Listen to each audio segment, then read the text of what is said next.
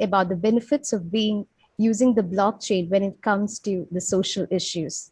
She's a section editor at the Frontiers in Blockchain, industry associate at the UCL Center for Blockchain London, co-founder of British Blockchain and Frontier Technology Association. She's also one of the advisors of Kerala Blockchain Academy. On behalf of KBA and KBA Women Connect, I extend my heartfelt gratitude to Dr. Jane for joining us today. To the audience, if you have any questions, please type them in the chat box. We'll bring them up at the end of the session. So with no further ado, over to you, Dr. Jane. Thank you for joining us. Thank you, and it's really a pleasure to be here. I do have some slides, so could you share the screen with me? Yeah, sure. Go ahead.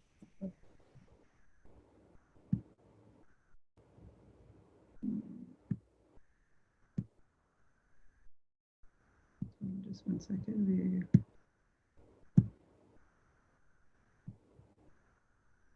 Okay, can you see my screen? Anju, can you see my screen? Yes, yeah, go ahead. Okay, so good morning, everyone, and thank you so much for allowing me to join your bootcamp. I'm really excited to be here, partly because I think that a lot of the things that KBA does are really terrific, and it's just very symbolic that on International Women's Day, which is today, you're starting your bootcamp. So I want to say some words, hopefully, that are going to inspire you in your blockchain careers and in your lives generally, and give you confidence of the importance that women have in the global economy and the role that we need to play on this day when women all around the world are celebrating women.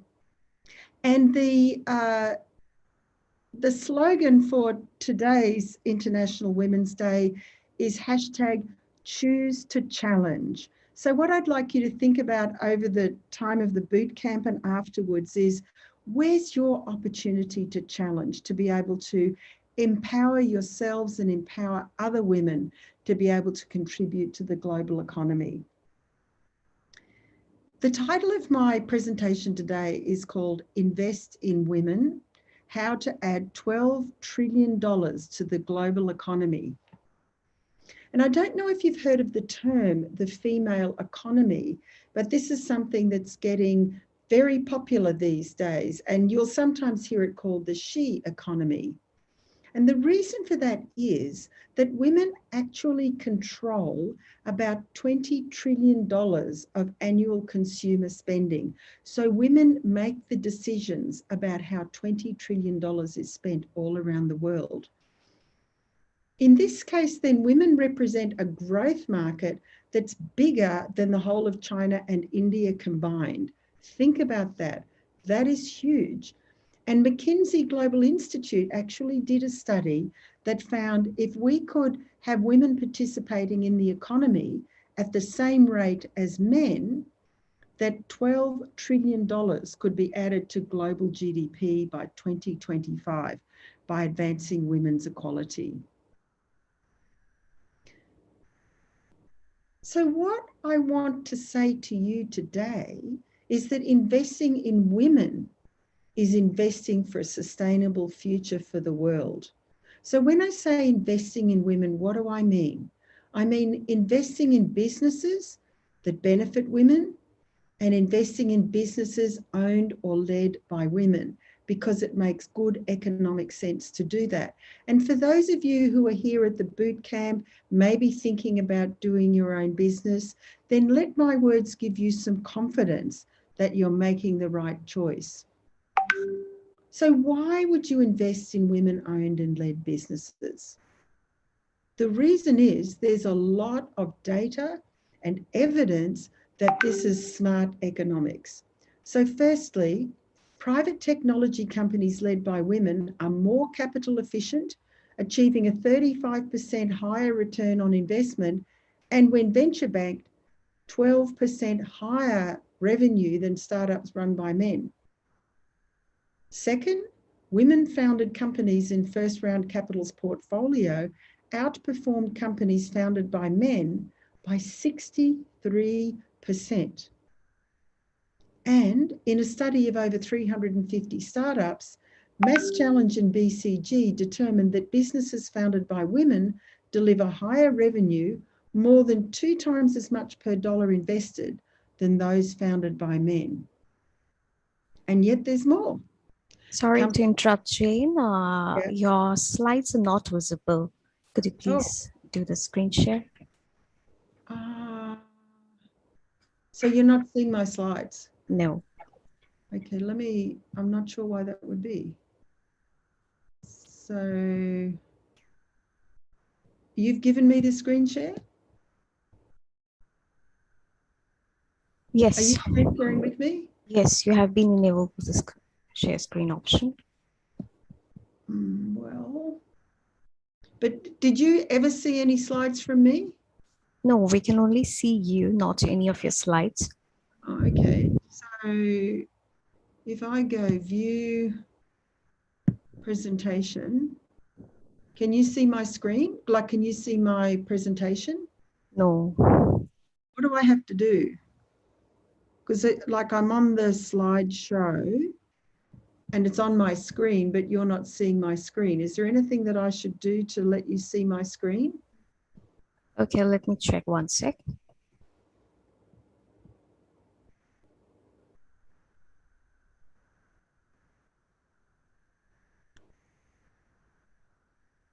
Could you please check the share screen option, the Zoom? So if I go on Zoom, so if I'm in Zoom, it doesn't say anything. Oh, you mean like go here, share screen.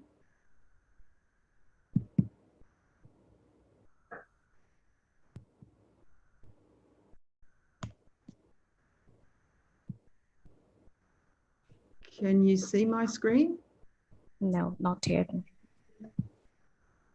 So just be a bit remedial with me. What do I need to do in Zoom to get this screen shared? Because it's your Zoom, not mine, you see. Sorry.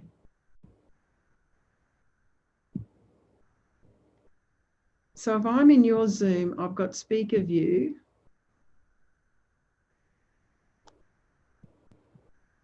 Hello, ma'am. Can you hear me? Okay, hold on. I think I might have done it. Can you now see? Yes, ma'am. Yes. Oh, so sorry about that.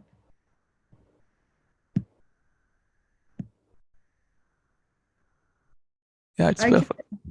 Okay, sorry guys, I apologize for that, but we made it eventually. Okay, so you've missed my first few slides, but that's okay. So companies with strong women leadership generated I did that one. I'm going on to, no, that's where I was up to. Okay, generated a return on, just let me get, on equity of 10.1% a year versus 7.4% without strong women leadership. And Alison Rose of NatWest issued a report that estimates the UK economy could see a 250 billion boost over the next 10 years if female entrepreneurship were to be embraced at the same rate as male entrepreneurship. And Fortune 500 companies with at least 3 female directors have seen their return on invested capital increase by 66%. Their return on sales increased by 42%, and their return on equity increased by at least 53%. So there's strong arguments for why investing in women-led businesses makes good economic sense. The second part of this is investing in businesses that benefit women. And the OECD did some work on this, and these are some of the points that they made. So first of all, invest in women's economic participation, get women into the economy, because women typically invest a higher proportion of their earnings in their families and communities than men. But to be able to do this, they need access to the full range of credit, banking, and financial services and facilities essential to more fully develop their assets, their land, and their businesses. So while you're thinking about what you can do at this bootcamp, think of some of these kinds of businesses. The second one is education, because with even only a few years of primary education, women have better economic prospects, fewer and healthier children, and better chances of sending their own children to school. Women on global average have fewer digital skills and are less likely to own mobile phones.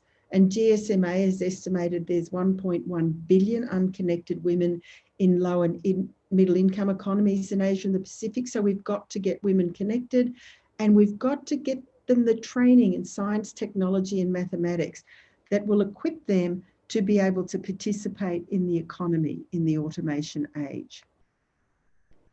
Healthcare is a really important area that will benefit women. So invest in quality education and reproductive health.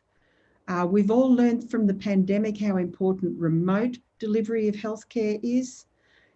And in India, you have an example of a program that uses a mobile application that assists women to become health entrepreneurs by delivering antenatal and infancy care. This is a great example. Another pandemic example is medical supply chains and provenance, because at the beginning of the pandemic, there was a lot of problem all around the world with fake personal protective equipment. And generally speaking, making sure that we get quality medicines to poor women in a timely manner is critical to their success. And fake drugs can be a major issue in emerging markets where there's lack of regulation and certification. And this is really a place that blockchain can be brought to the fore. Invest in women's leadership. Women are the agents of change in their families and their communities and countries, and increasing the voice and participation of women in politics and public life is essential for advancing issues of importance to women on national agendas, which benefits both women and men. The absolute opportunity here is the opportunity to connect women digitally, whether it's connecting their voice, like this 2017 Women's Digital Literacy study in Indonesia that showed teaching women how to create content and share information on digital media opened up opportunities for economic and professional growth. And in Kenya, the introduction of M-Pesa, a mobile banking system, revolutionised women's access to financial institutions and participation in the economy. So leading digitally is so important to engaging women in the economy. Technology is the key. Technology is the key to getting women in the economy. Technology is also important to keeping women safe. So a number of India's IT and business process outsourcing firms provide safe transport for women employees using vehicles with tracking devices, for example. Digital solutions such as mobile packages targeting women, apps designed for female entrepreneurs, and mobile-based emergency service for female victims of violence can reduce gender-based barriers. And a critical element to all of this, and again, this is something where blockchain can play a role, is digital identity. Without identity, women and children are exposed to human rights abuses and crimes. And over 70% of all trafficking victims are women and children, and technology can help us combat this. So having said that, how do we build the female economy? Firstly, we need to foster an environment which allows women entrepreneurs to easily identify and establish connections with finance, legal support, suppliers and distributors, and most importantly, markets. This is critical to the success of their ventures and growth in the economy. Secondly, creating that growth and economic opportunity, because women entrepreneurs are change makers in society and inspire others to be self-reliant and take up entrepreneurship. Women in emerging markets invest 90 cents of every additional dollar of income into their family's education, health, and nutrition. And that's compared to 30 to 40% for men. Women farmers produce 60 to 80% of the food in developing countries, and women own 60% of all global micro enterprises. So educate these women about finance to help them grow their assets, get them access to loans, and empower them through microfinance and small business lending. And we need actions to increase the supply of women entrepreneurs, and capital needs to be rapid and consistent and widespread, especially amongst poor women. Improving access to technology. Mobile technology has revolutionized the lives of people all around the world. 70% of the planet has access to mobile technology. But still, the proportion of women using the internet globally is still lower compared with men. And we need an effort to ensure that women and girls around the world have the access and the skills to take part in the digital economy. So we need to build that digital capability. We need programs that drive technology education and make coding ubiquitous and a language that all children learn from the start of their education. Schools should integrate analytical thinking, digital technologies and coding into their curricula from the first day children start school. This will help overcome gender bias as it's part of the core curriculum, ensuring that all girls learn it. We also need to create new stereotypes and role models for women in tech who are smart and managing both technology and motherhood. We need to find female tech entrepreneurs across the globe and profile them and use them to mentor younger women so younger women know that this is possible. Finally, using technology to shape social attitudes. In some countries, social attitudes are against women being involved in technology, against women being involved in economic activity. But we can counter that with technological platforms to empower and encourage women. We can use successful female entrepreneurs to be role models, and we can use their network and community to develop a global effort to create a digital influencing strategy as a driver of women's entrepreneurship. And in India, as in some other countries of the world, where you have almost 200 million illiterate people, voice activation for reach is key, especially those impacted by digital exclusion and poor literacy. Voice activation can have a profound effect. So all content in the future, you should be thinking about working with voice activation to get the maximum reach. So what is my International Women's Day message for you? Embrace technology. It is your future. We have to create the enabling environment for women to work in technology. It's actually a great idea for women because it allows flexible working hours and arrangements. And we need to help women and girls across the world to create their own future. We need to think less about what others think and more about what we can do. Individually and collectively, we will succeed. Technology innovation is how we can change the world, create new and better things, and solve complex problems. It's about breaking the rules and creating new rules. We are half the global economy. When women and girls are empowered with technology, the whole world benefits. And for all of you who are attending this boot camp, I wish you well. I hope you have tremendous success, and I hope that this is the first step in finding your career in blockchain and technology. Thank you. Thank you, Dr. Jane. That was really a splendid and insightful session. You helped us know how technology can be a key in building the women economy and helping them stay safe. So audience, if you have any questions, please type them in the question box. She'll be very happy to answer. I'm happy to send you my slide deck. If anyone wants a copy of the slide deck, I'm happy to share that with you.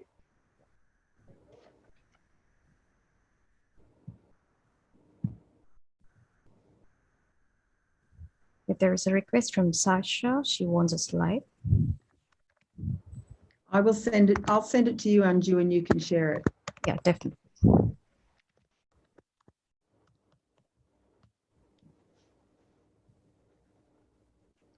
questions?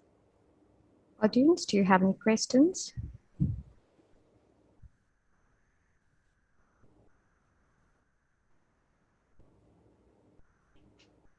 I think we don't have any questions, Dr. Jane.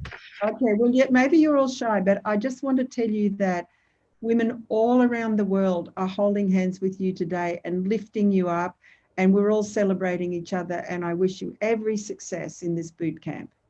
Thank you. Thank you so much. Yes, we have a question. One second. What would you say to the women entrepreneurs who are starting their journey? What will be your message to them?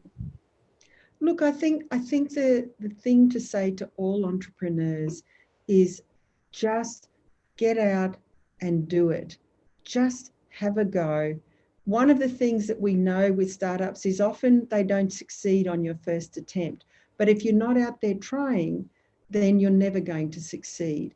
And don't think about being a woman or being a man. Just think about your idea and how you can build your idea and be persistent and be resilient as you take that idea forward.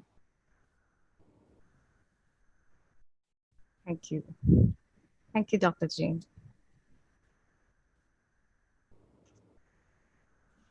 Any more questions?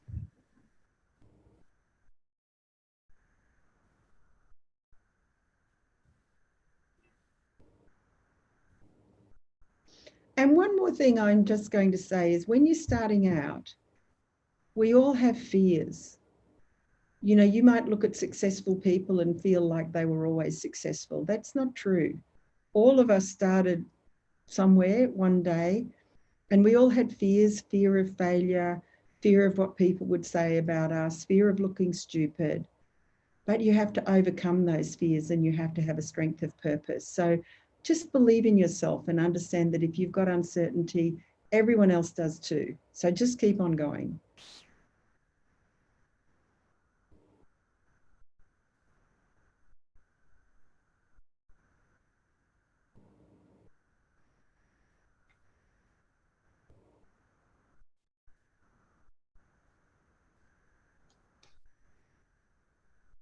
Any more questions from the audience end?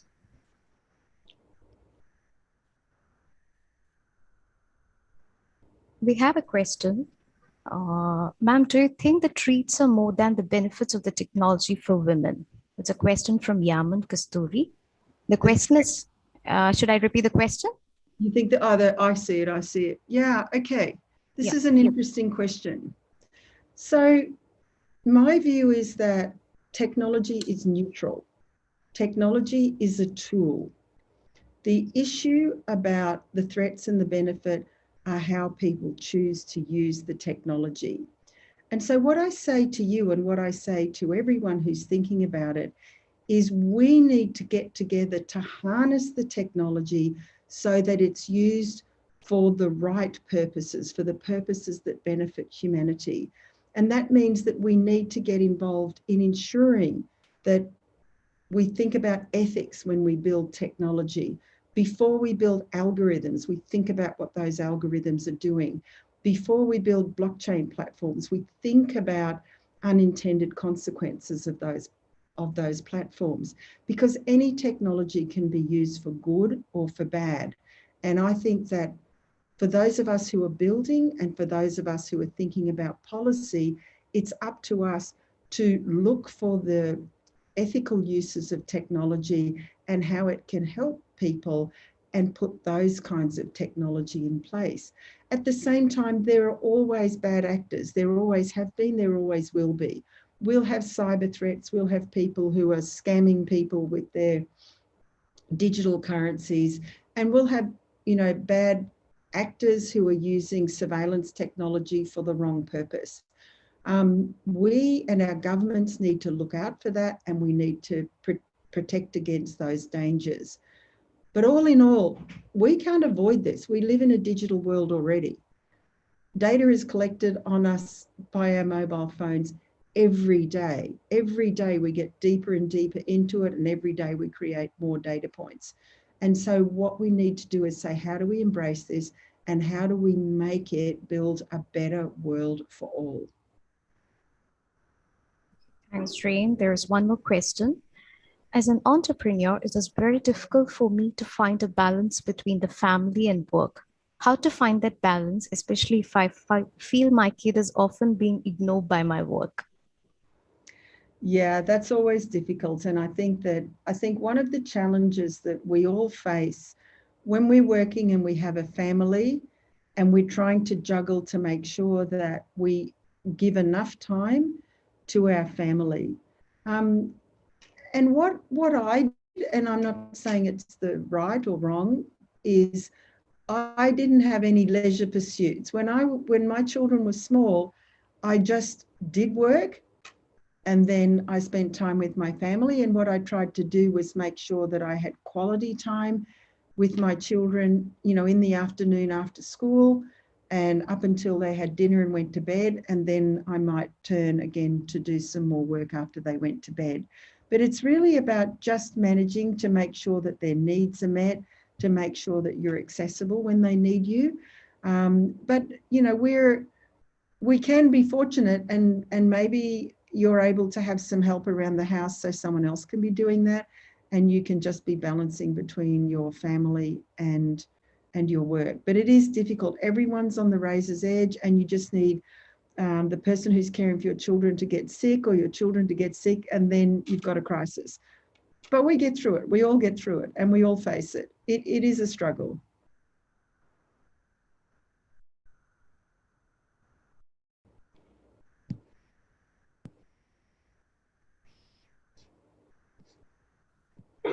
Thank you, Jane. I think we have answered all the questions.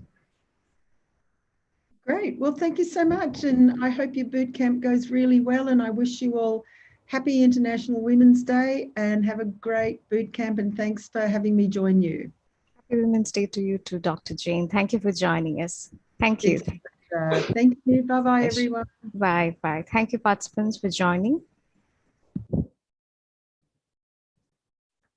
Next, we have with us Dr. Susmita Rush, a highly valued contributor to the blockchain.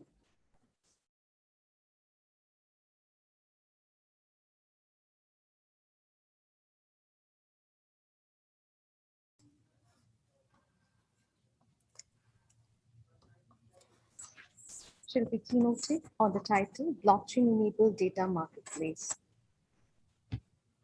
Dr. Rich is a senior research scientist at Commonwealth Scientific and Industrial Research Organization, Australia, also the associate professor at the Indian Statistical Institute. She's a senior member of the Association of Computing Machinery and the Institute of Electrical and Electronics Engineers. She is also serving as a mentor to the Kerala Blockchain Academy. I welcome on behalf of KB and KB Women Connect, Dr. Rich to the two-day free blockchain bootcamp for women. She has collaborated with many researchers across the continent and has delivered 100+ technical lectures around the world. It's a great honor to have Dr. Rich today. Thank you very much for the nice introduction. What I'm going to do now is share my slide deck.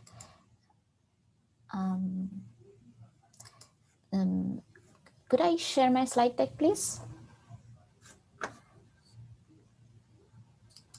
Yeah, sure.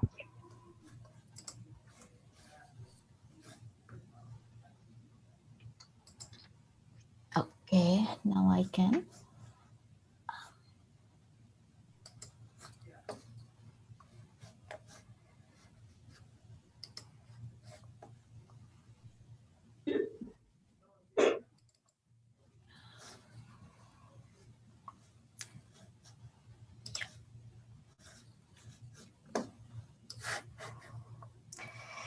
Okay, happy Women's Day to everyone. Thanks for inviting me. It's really a pleasure to talk. I've been with KBA for a very long time, and I really appreciate the efforts made by the Academy. So for today's talk, I'm going to talk a bit technical, and maybe before I start, what I'm going to do is just, say a couple of things about for Women's Day in specifically. So honestly, I love technology and science. And what is very interesting to me is that there is no difference between men and women in science and technology. And we are all equal in this. There could be certain barriers to women taking up as much of science and technology as we would have loved to. But at the same time, I would think that we are doing great. We are actually trying to do great. And it's just a matter of time when I guess when every woman would also be able to pursue whatever really they have wanted to. And there's no longer a need for Women's Day. And we would just, we would just talk of science and STEM and innovation in just normal terms without having to think of women and women in particular, and having to put so much, extra initiatives. So what I'm going to do is just mention a couple of things before I start with my technical talk. And it's that to everyone here, I would just say that whenever you are doing science, technology, or STEM, just don't think that you don't just think that you are, that being a woman would actually kind of stop you from doing something. Just do it for the love of it. Do it because you want to do something, and just try to be optimistic, try to seek what you want, try to be assertive, and try to express yourself. Don't be shy. And you'll just be able to achieve whatever really you want to. There would be struggles. The struggles happen at every step, but I believe that you just have to be focused and pursue whatever you really want to do. So with that, I would just start the talk. And maybe if there are questions very specific on Women's Day, I will take it up. But in general, during my entire, in academia or even the industry, I would say that you just have to be very forthcoming. You just have to pursue your dreams and not bother much about what is going to discourage you for being a woman. Okay. I'm not very good at it, so I'll just start the technical part of the talk. And I'm going to talk about data marketplaces and what role blockchain plays in this sort of situation. So a couple of examples to start with. Is that you have the data marketplaces where you could buy and sell data just like your ordinary goods and services, be it, just like you have Amazon, where you have, you could essentially buy or sell commodities. You could have data marketplaces where you just buy and sell data. And over the years, we see that there is a growing demand for data, because data helps us to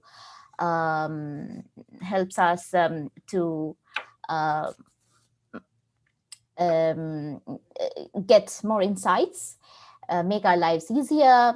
For example, if you are thinking of what would be the best route to travel from one place to the other, you would get some idea about the best route or the most, the least congested route, by just being able to get information or glean more information from the data at hand. That is why organizations are typically very data hungry, and as the need for data grows, it becomes very important for users to know what is happening to the data. Could I monetize my data that I'm actually giving out? Of course, you are getting something in return, possibly by the way of services, but still, if there is a way to monetize, why not? We also are very, we also know that that the data that is being stored or that is being collected from our devices are being used for various purposes, and we sometimes don't even know for what purposes. We simply click on the sign, I agree button without even reading through the terms and conditions, and sometimes we are not even aware of what's happening. And we have seen that there are very well-known attacks, or I would say various types of use of data which was not as desired.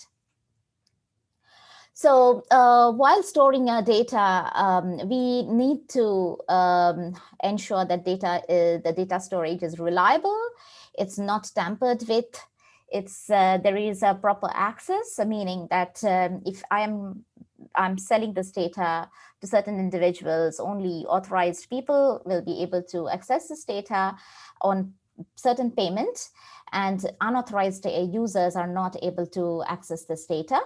And you could also have various terms and conditions depending upon the legal tenets that govern the usage of data.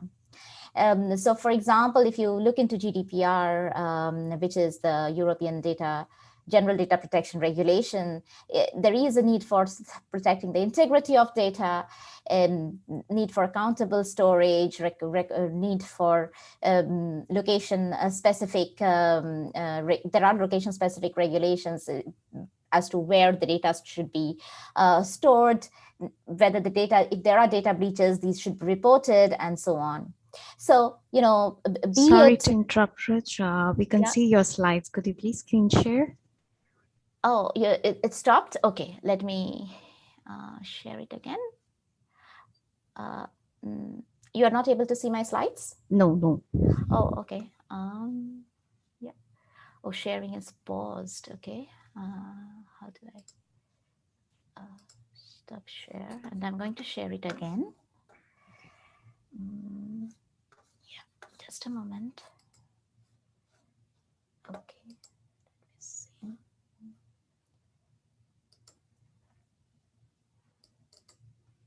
Can you see my slides now? Yes, we can see. You may please go ahead. Yeah, thank you. Thank you. It's paused. Why is it getting paused? Resume.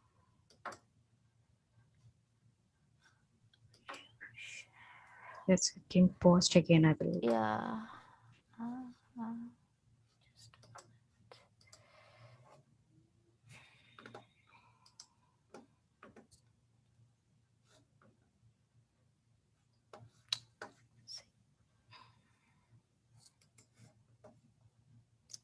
Just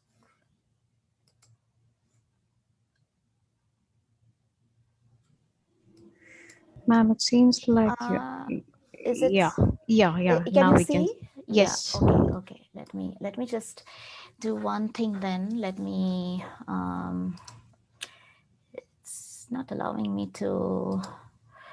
What I'll do is I'll just move these away. I'm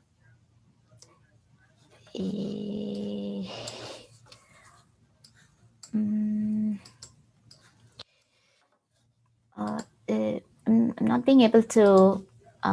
Can you see my screen? It's not full screen, but yes, it seems but that even yeah. Okay. Readable. Yeah. Yeah, thank you. Okay. Yeah. Now, so that's with GDPR.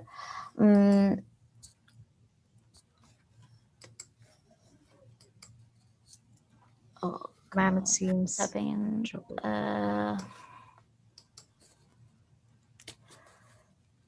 Sure, what's happening here? Let's see.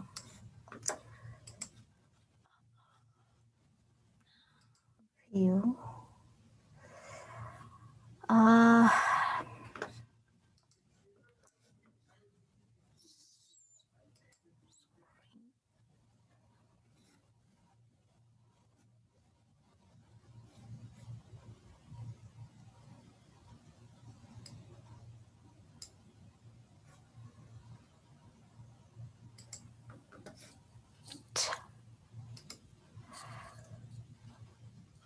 How do I navigate now?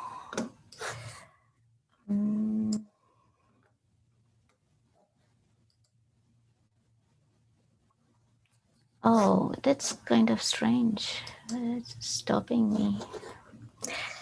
Okay. No. Can you see my screen? No? No, it seems like you have shared your presenter note slide. Oh, no. Okay. Let me see again.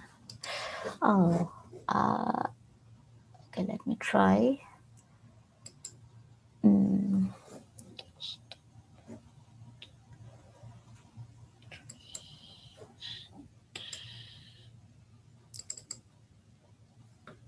Yeah. Can you see my screen now?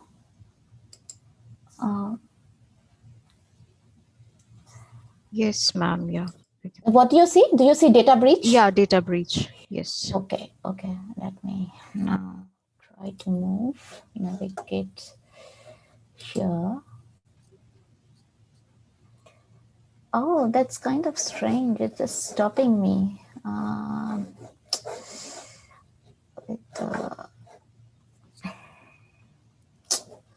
Okay, let me see what to do.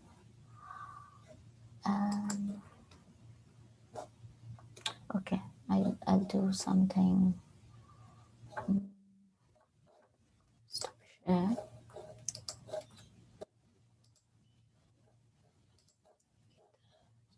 Move this way. Yeah.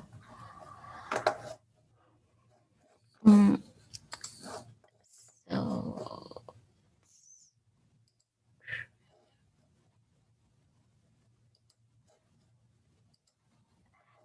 can you see the screen now? Yes, I can see the data breach Yeah. screen. Okay. Yeah. Okay. Fine. Then let me just quickly go through this. Since we have already, talked about the impact of GDPR, we would like to also look into what happens in the kind of data breach, because data breach is something that could cripple any system. Because one of the things is that GDPR mentions that if you have data breach, you should be reporting this data breach within a certain amount of time, within 32 hours, 72 hours or so. And one of the things that GDPR also says that, you should protect against data breach. And one way of doing this is to encrypt or pseudonymize data wherever possible. And so, for example, Article 32 of GDPR says this, and Article 64 also says that you should render personal information unintelligible. What it means is that if your data is encrypted or anonymized, there is a less risk of retrieving the actual information, even if there is a data breach. And that is why typically it is encouraged that organizations keep their data in an anonymized or an encrypted form. However, when it comes to anonymization, there is no complete, there is not full privacy, and given the utility of data. And some of the other ways of doing is encryption. And but encryption has this problem of being efficient for certain cases. In some cases, it's not as efficient as we often think. And when it comes to analytics on encrypted data, it could be often very challenging. So what we typically do is that when we are trying to build data marketplaces, this is something that we need to keep in mind. So the situation is as follows. So we have buyers and sellers who are typically entities in the whole trade. And there could be owners who upload or outsource this data to some sellers.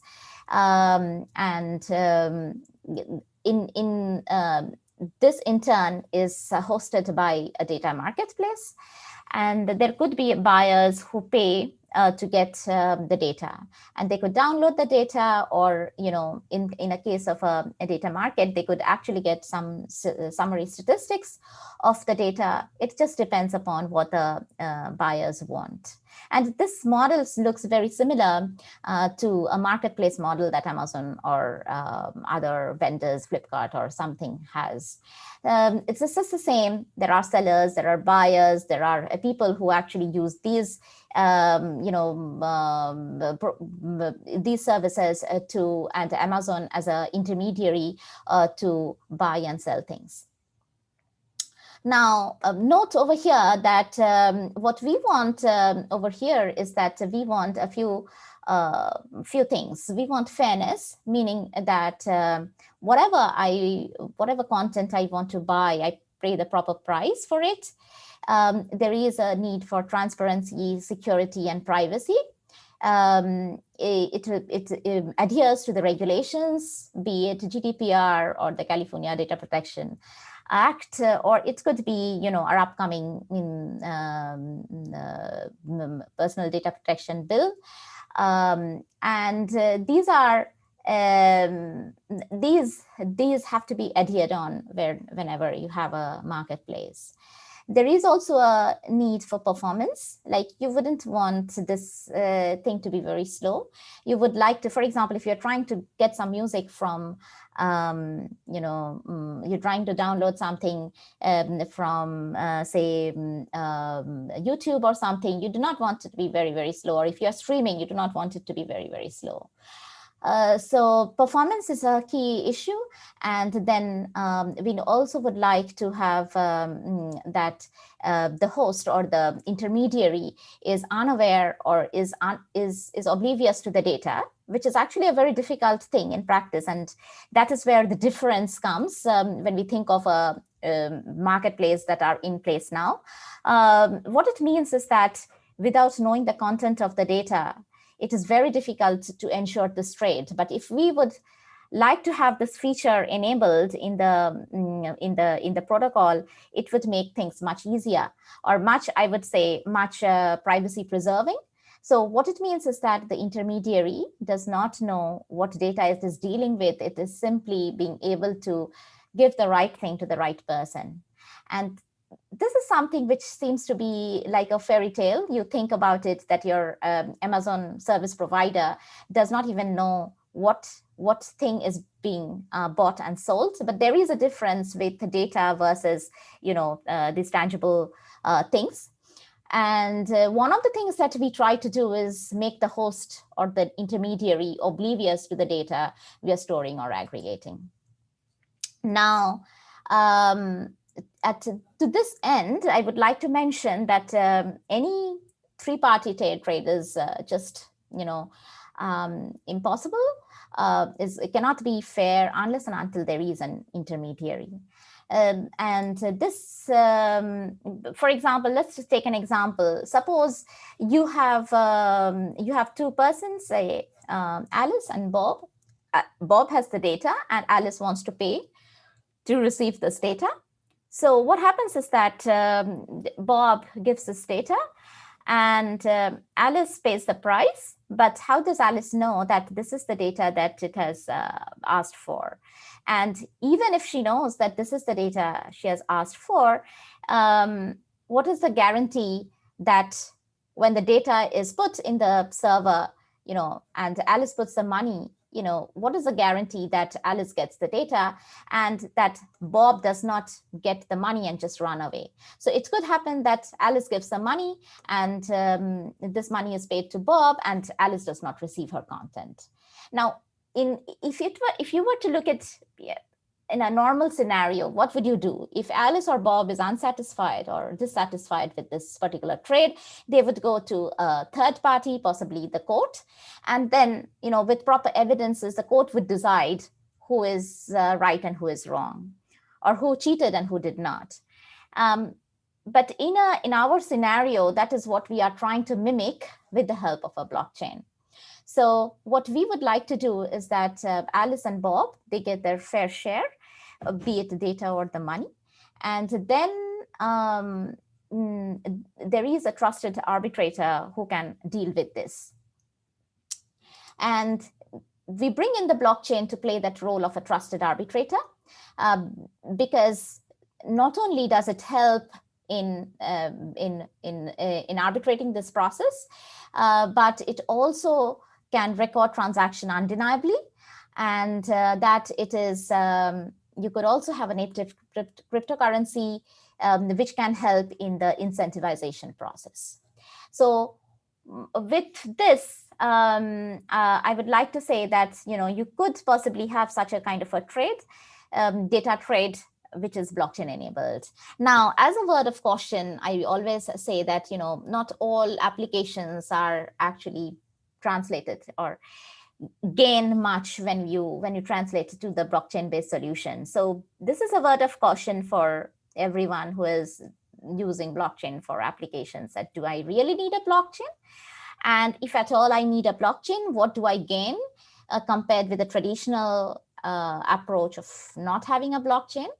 And if you cannot justify, if you do not have sufficient reasons, then don't go for a blockchain. Because, when you introduce blockchain, there are other things in place. You need to make it efficient. You need to decide what kind of a blockchain. You need to understand that how blockchain would help in such a problem. So it's always good to, before you start implementing, or if you start designing the whole process on a blockchain, ask this question again and again. Is it worth? What am I getting? What am I losing? Will I get a good performance? Will I get something, at least a better security, better performance, or will I get at least some feature which is not available in the traditional approach? And this is very important to figure out in the first place before you start any application. If there is anything I would like you to take away from this talk, is that ask this question again and again when you try to design a blockchain-based solution. Do I really need it? What am I getting? And I assume that many of you know what a blockchain is. And this is a simple representation of a blockchain where you have blocks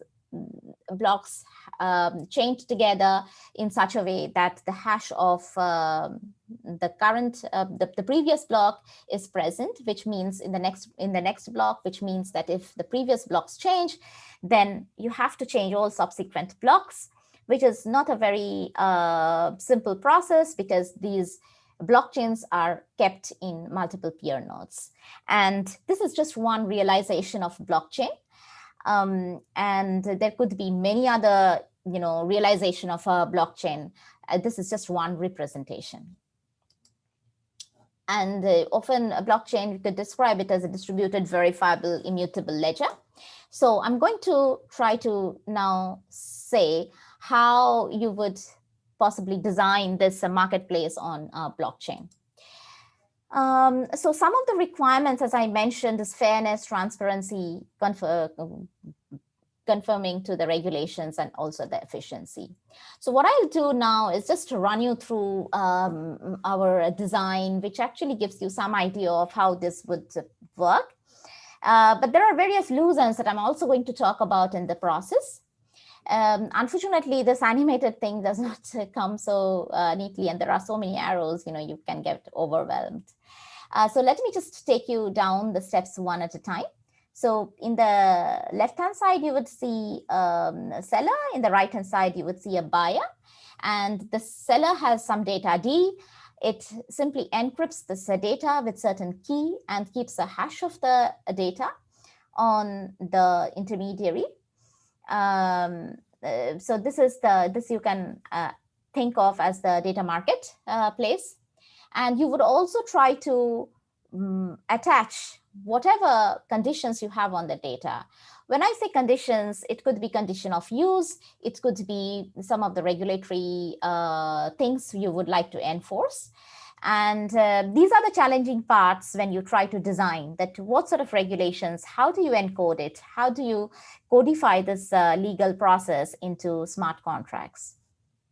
So once you have the encrypted data and the hash of the data, the market maker signs it, and all this information is stored on the blockchain. It just gives you a way to ensure that the data is not changed. So that is where the non-repudiability comes. Now, the other thing that the seller also does is that it also locks some money in the blockchain. Now, it is some kind of a guarantee, you would say. The buyer requests for certain content and gets back the content, and then it matches with the data with the hash of the data that is already stored on the blockchain. And if there is a match, it's good and good. If it is not, then it says that, there could be a potential problem here. And if it is found out, there is a proper mechanism to find out who is right and who is wrong by doing a proof of misbehavior. And depending upon this, we could actually say whether you would pay a penalty or you would get a prize. So the blockchain helps in a couple of ways. The money, whatever money, to maintain the marketplace, you need some money. So that money is played through the blockchain. The user is able to deposit the money in the blockchain. So note one thing, that this two process where the buyer gives the decryption key to the seller is done consecutively or simultaneously. So it means that the buyer gets the key and the seller gets the buyer gets the key and the seller gets the money if everything goes properly. Else it gets else there is a penalty imposed. There is a proper mechanism to do this proof of misbehavior, which I do not discuss at this point because of the lack of time. And towards the end, what I'm trying to discuss is what is the security of such a thing. It is secure against a malicious marketplace, difference in price. Everything is transparent over here using this blockchain. So there is everyone gets properly paid. If there is a misbehavior, there is a cheating, then it can be detected very nicely. What we want to do beyond this data trade is often data audits, several types of access control, who gets the data, who does not get the data, who is supposed to pay, who cannot pay, who should not be a valid data user, because it's up to the seller to also decide, is it just an open market? It's not an open market. It's all the market mechanism that goes into this picture. And if I want to encrypt the data to hide it from the market maker or the marketplace, what sort of encryption algorithms should I put in place to ensure that? Because all encryption algorithms comes around their own cost of performance and so on. Now, challenge-wise, it is very difficult to enforce these legal process, as for example, whether it is GDPR compliant, whether it is CCPA compliance, as a legal statements into a smart contract, and that makes things very difficult in practice. And if I were to ask for a summary statistics, how do I verify that the statistics that are returned by the marketplace is actually right. It's not an incorrect value. So how do I verify the computation on this blockchain? So to end, couple of things that there are three. The A is the most important thing in the marketplace is that you need analytics. You need various sort of consent that I did not talk in details, and it should actually be ethically compliant. So if you look into it from the previous talk, it was also mentioned that you need to have some ethics. What sort of computations you could draw? What sort of information you can glean out of this data? So one has to be very sure about how to incorporate these things in the marketplace. And the other important thing is that you need some kind of a privacy in place to help or encourage users to share their data. So in other words, I would say that all these things are really important to design a full-fledged marketplace. And just, if you just think of a blockchain, there are a lot of things, a lot of contracts to be written in the proper way to ensure each and everything. So with that, I will end my talk and take questions if there are any. It's a very rushed up talk and with all the glitches, but I'm happy to take questions, be it technical or non-technical. Thank you, Dr. Raj. It was indeed a delightful knowledge treat from you. So audience, if you have any questions, please type them in the chat box. We'll be answering the question.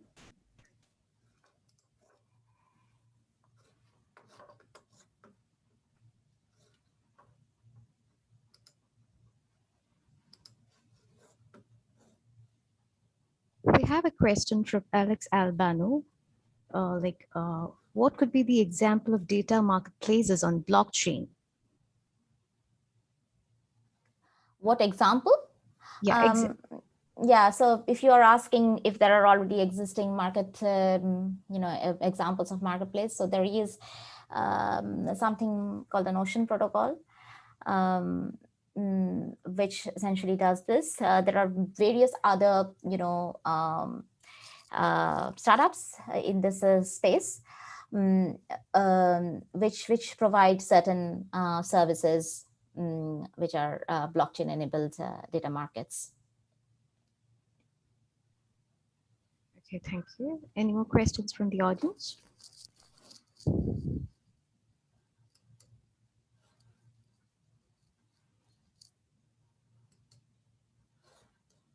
I'm not very sure if I was supposed to talk on more on the women's issues in blockchains.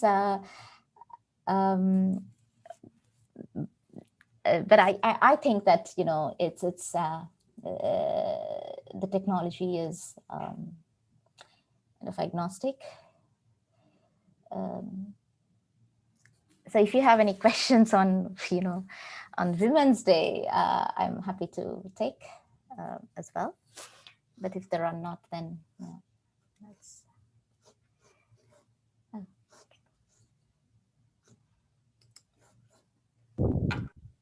Any more questions from participants?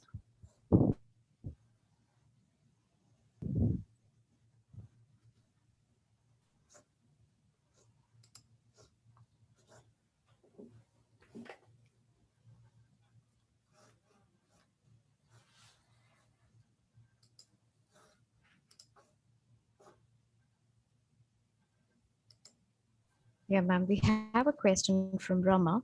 The question is, how does a simultaneous completion of transaction happens, like money and data transfer at the same time? Yeah, these are enforced using the smart contracts that I talked about. So the contract itself is written in such a way which help to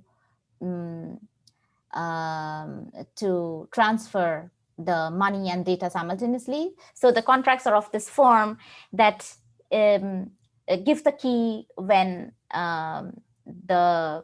you receive certain payment. or I would say the other way around, release the payment when you get the key. So it is all enforced using the smart contracts, and every blockchain platform, for every blockchain platform, it has to be suitably written depending upon what sort of language the blockchain platform can support, and what sort of scripts or language the blockchain, particular blockchain platform is able to support in this case. Yeah, that is the most, that goes into the,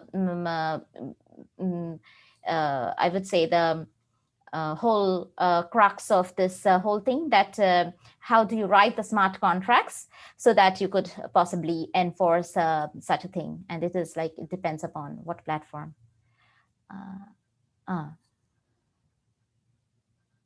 Okay. Yeah. So this is a good question. What happens if the key doesn't match, and how does the reversal happen? So typically what happens is that is why you lock a collateral in the first place. So in case there is it does not match, then, and if there is this misbehavior happening, then you could ask for a reversal. You need a proof that you are not saying incorrect statement, or if you say that even receiving the correct key, you do not say that it is matching, then there is a way to figure out whether you are lying or you are not. Suppose you have been found lying, you are found to be truthful or honest in saying that the key is not matching, then the initial money that I said the seller was locking in, that goes to the buyer as a kind of a penalty for not giving the correct key. So again, this is again in the contract. So if this happens, if the correct key, then this money is released. If it is not the correct key, if there is a mismatch, then impose a penalty, and this is the penalty that you pay. So that is the whole contract that you would possibly write in such a case. Yeah, that's an interesting one. Does that answer the question?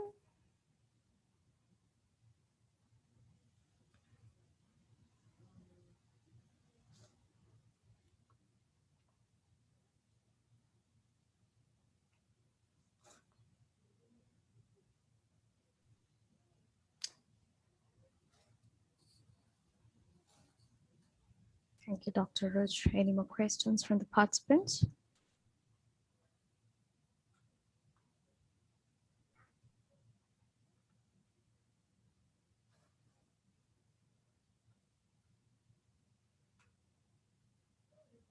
Yeah, sure. If you have any questions, you could just email me. Yeah. Yeah, because these are all, really involved, unless and until I just sit down and show how it works, it's somehow often difficult to conceive how this could possibly work. Yeah, please write to me. Yeah.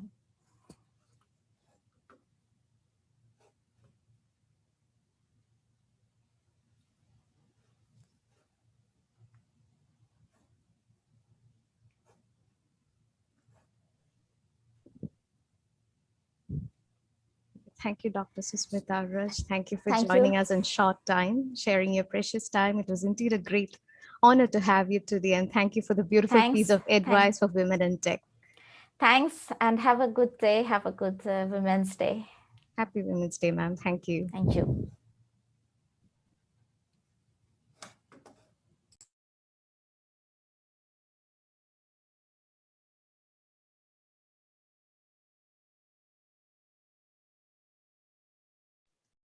Next, I would invite Lakshmi MD, the research engineer at Kerala Blockchain Academy, to brief the audience on the KBA and its offering to the blockchain-loving community.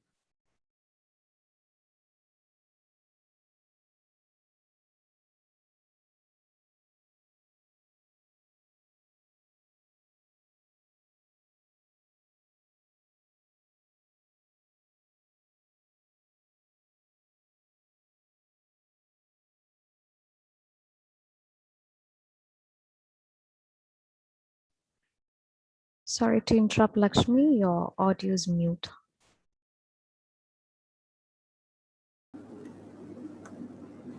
Oh, sorry. Okay. Thank you, Anju, for giving me this opportunity. And it's my pleasure to narrate the KBA story on this beautiful occasion. So before starting, let me start my screen.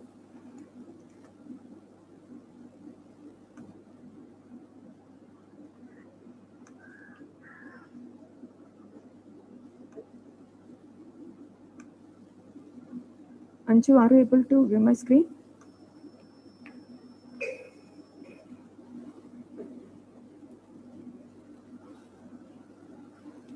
Okay, thank you. So first, let me give a brief introduction about KBA. KBA is an initiative of Government of Kerala under Kerala University of Digital Sciences, Innovation and Technology, which was formerly known as IIITMK. The main objective of setting up the Kerala Blockchain Academy is to explore the disruptive potential of blockchain technology in bringing qualitative transformations of society and social economic well-being of people. KB was formed in a vision to achieve public good via promoting research, development, and entrepreneurship programs. The Research and Training Institute started functioning in the year 2017, and since then, it has been an active collaborator and advocate of blockchain, offering different certification programs, research and development activities, and so on. KBA is an associate member and official training partner of Hyperledger, hosted by Linux Foundation. KBA is also a general partner of R3 Consortium, associate member of Interwork Alliance, a content partner of Blockchain Education Network, and knowledge partner of IBF Net. All these collaborations have significantly contributed to KBA's growth in offering quality educational services. KBA is supported by the Kerala Development and Innovation Strategic Council, that is KDISC, which is an advisory body constituted by the Government of Kerala. KBA have many collaborators and partners from both industry and academia. Intel, Bosch, Wipro, Tamil Nadu E-Governance Agency, MLG Canada are few among them. The KBA Advisory Board includes Sri M. Madhavan Nambiar IAS, who is also the chairman of IIITMK, then Dr. Saji Gobinath, who is the Vice Chancellor of Digital University Kerala, and then Dr. C. Mohan, Dr. Jane Thomason, Dr. Dilip Krishnaswamy, Advocate N.S. Napinai, Dr. Sushmita Rush, and many others from academic and blockchain domain.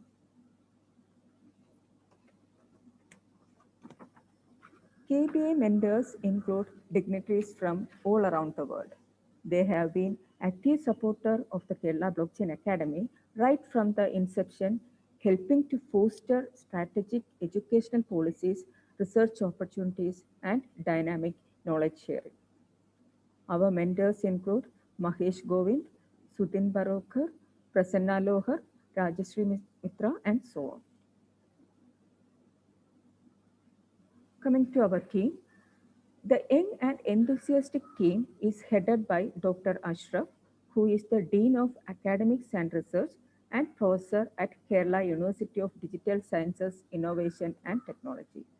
He also serves as the visiting faculty at Indian Institute of Space Science and Technology and also a mentor to Kerala Startup Mission. Now moving to our core branches. KBA has got a powerhouse, which is a training division that offers in-person classroom-based training and certification programs in blockchain technology.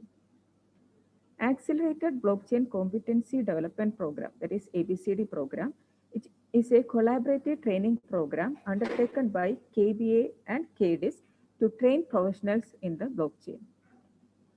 KDISC already announced a blockchain developer program in free of cost for female candidates who are eligible for the scholarship. This program is an initiative of Government of Kerala to promote women education in technology and blockchain space. KBA Powerhouse currently offers different certification programs in blockchain from associate level to architect level. It also offers various workshops, seminars, and other corporate trainings on different blockchain technologies. Blockchain Powerhouse currently has more than 1,000 active online members through various special interest groups in Ethereum and Hyperledger who works on various collaborative research or development initiatives of KBA.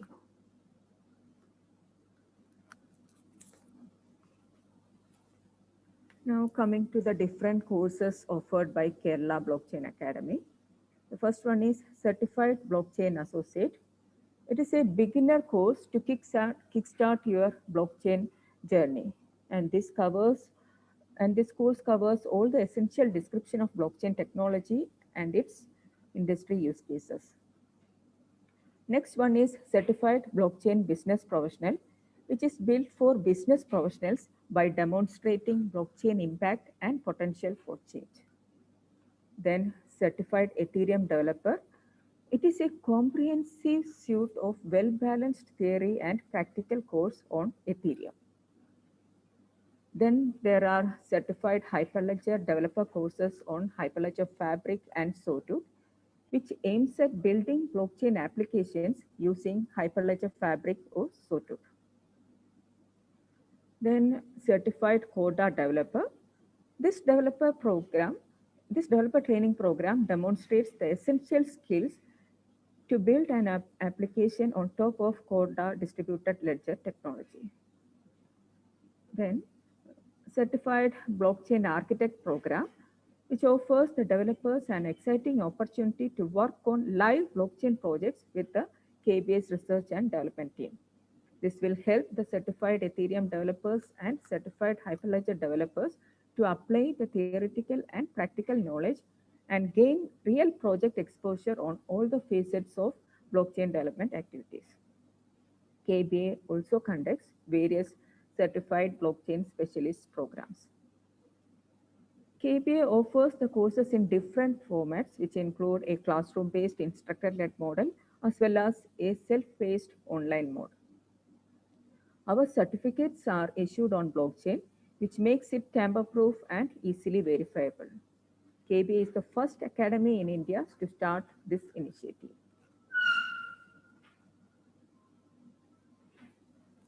And here is a glimpse of our learning protocol.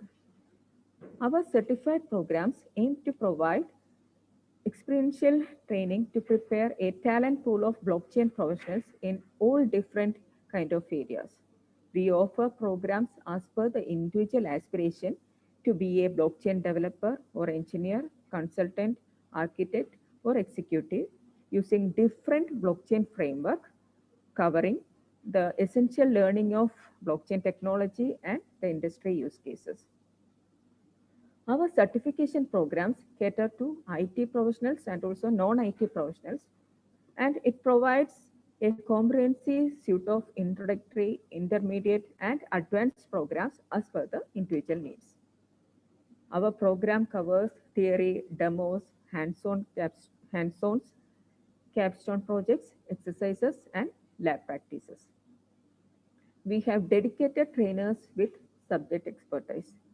We provide hands-on lab sessions, and support is provided through learning management system, online chat, and so on.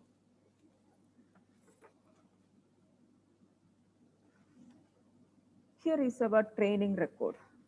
Till now, KBA has trained more than 3,000 blockchain enthusiasts, which include 1,000 plus certified blockchain associates, 300 plus certified blockchain developers, and 200 plus certified blockchain architects. Our students are successfully placed in many big companies. Every year, a large number of KBA graduates are recruited by reputed blockchain firms and companies, including EVA, Panasonic, DigiLedge, etc. Next comes the KBA Garage. KBA Garage primarily focuses on industry and government collaborations for solution development using various blockchains such as Ethereum, Hyperledger Sawtooth, Hyperledger Fabric, Hyperledger Indy, EOS, and Corda.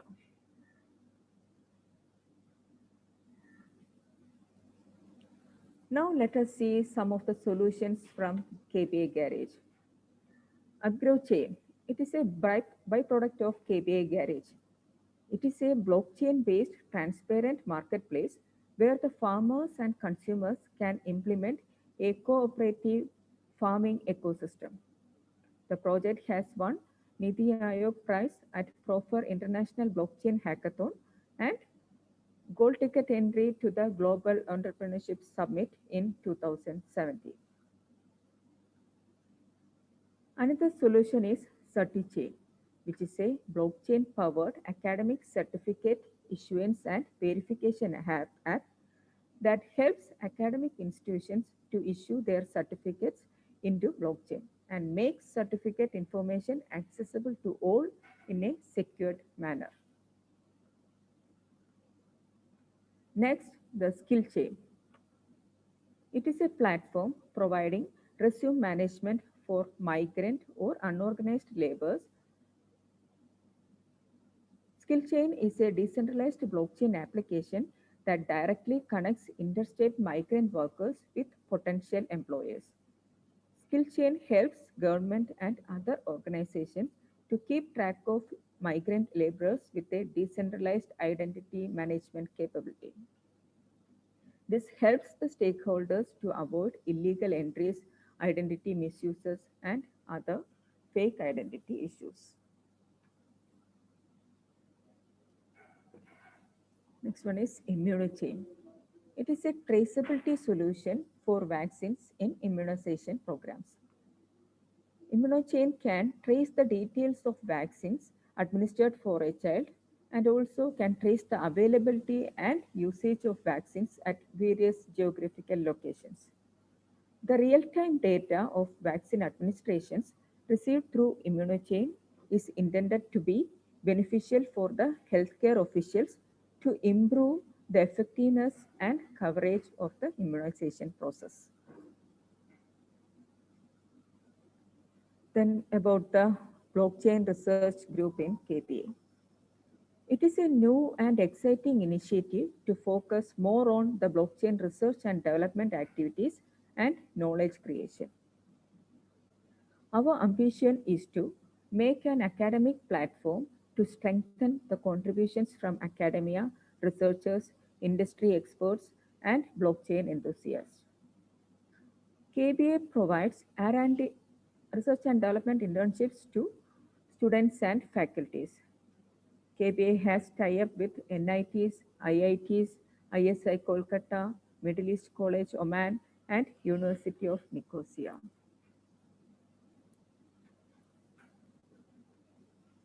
Then Kerala Blockchain Academy Innovation Club, that is KBIC, which is a novel initiative by Kerala Blockchain Academy to help students from academic institutions across the country to explore deep into the potential of blockchain technology. KBIC provides an opportunity for students to work closely with experts and experiment with the latest advancement in this domain. Right now, there are 2,000 plus active members across 50 member institutions. Blockhash Live is an annual celebration hosted by KBA, bringing blockchain founders across the globe to connect, network, and share knowledge of blockchain. The International Blockchain Summit is conducted every year, celebrating the joy of partnership. Blockhash Live 2018 was conducted in Thiruvananthapuram. Blockhash Live 2019 was conducted in Kochi, and Blockhash Live 2020 was conducted through online mode. Here are some of the pictures from Blockhash Live. Eminent speakers and industry leaders such as Bob Tapscott from Blockchain Research Institute, Canada, and Jennifer Grayson, the founder and CEO of Neural, the Dr.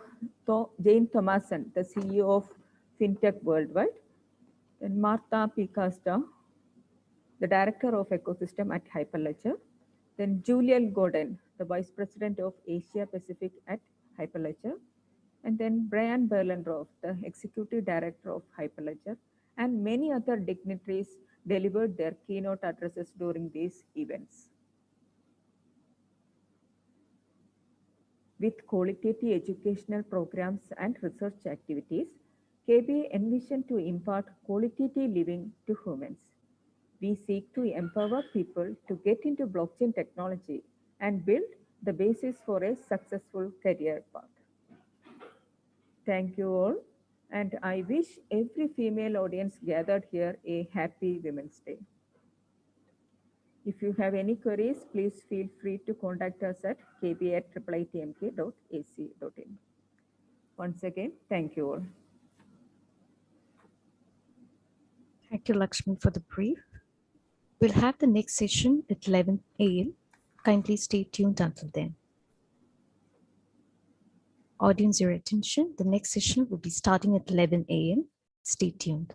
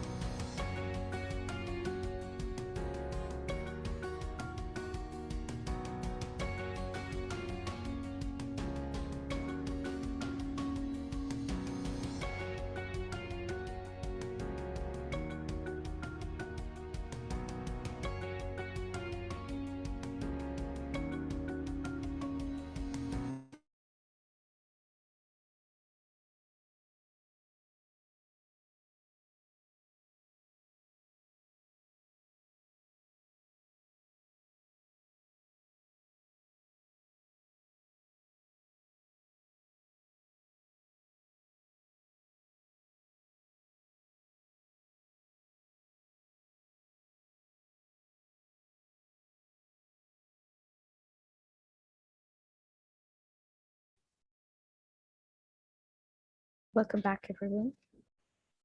Welcome back to the two-day free blockchain bootcamp for women organized by Kerala Blockchain Academy in collaboration with Kerala University of Digital Sciences, Innovation and Technology. Now we have with us a very special guest, a budding blossom in blockchain, Ms. Sanya Nagpal, a 10th grader who's an avid cryptography lover who fell in love with the cryptography while interning under her dad's blockchain startup. Ms. Sanya is an amateur boxer, a professional artist, and an active YouTuber with a channel Crypto with Sanya, where she talks of her cryptography fantasies.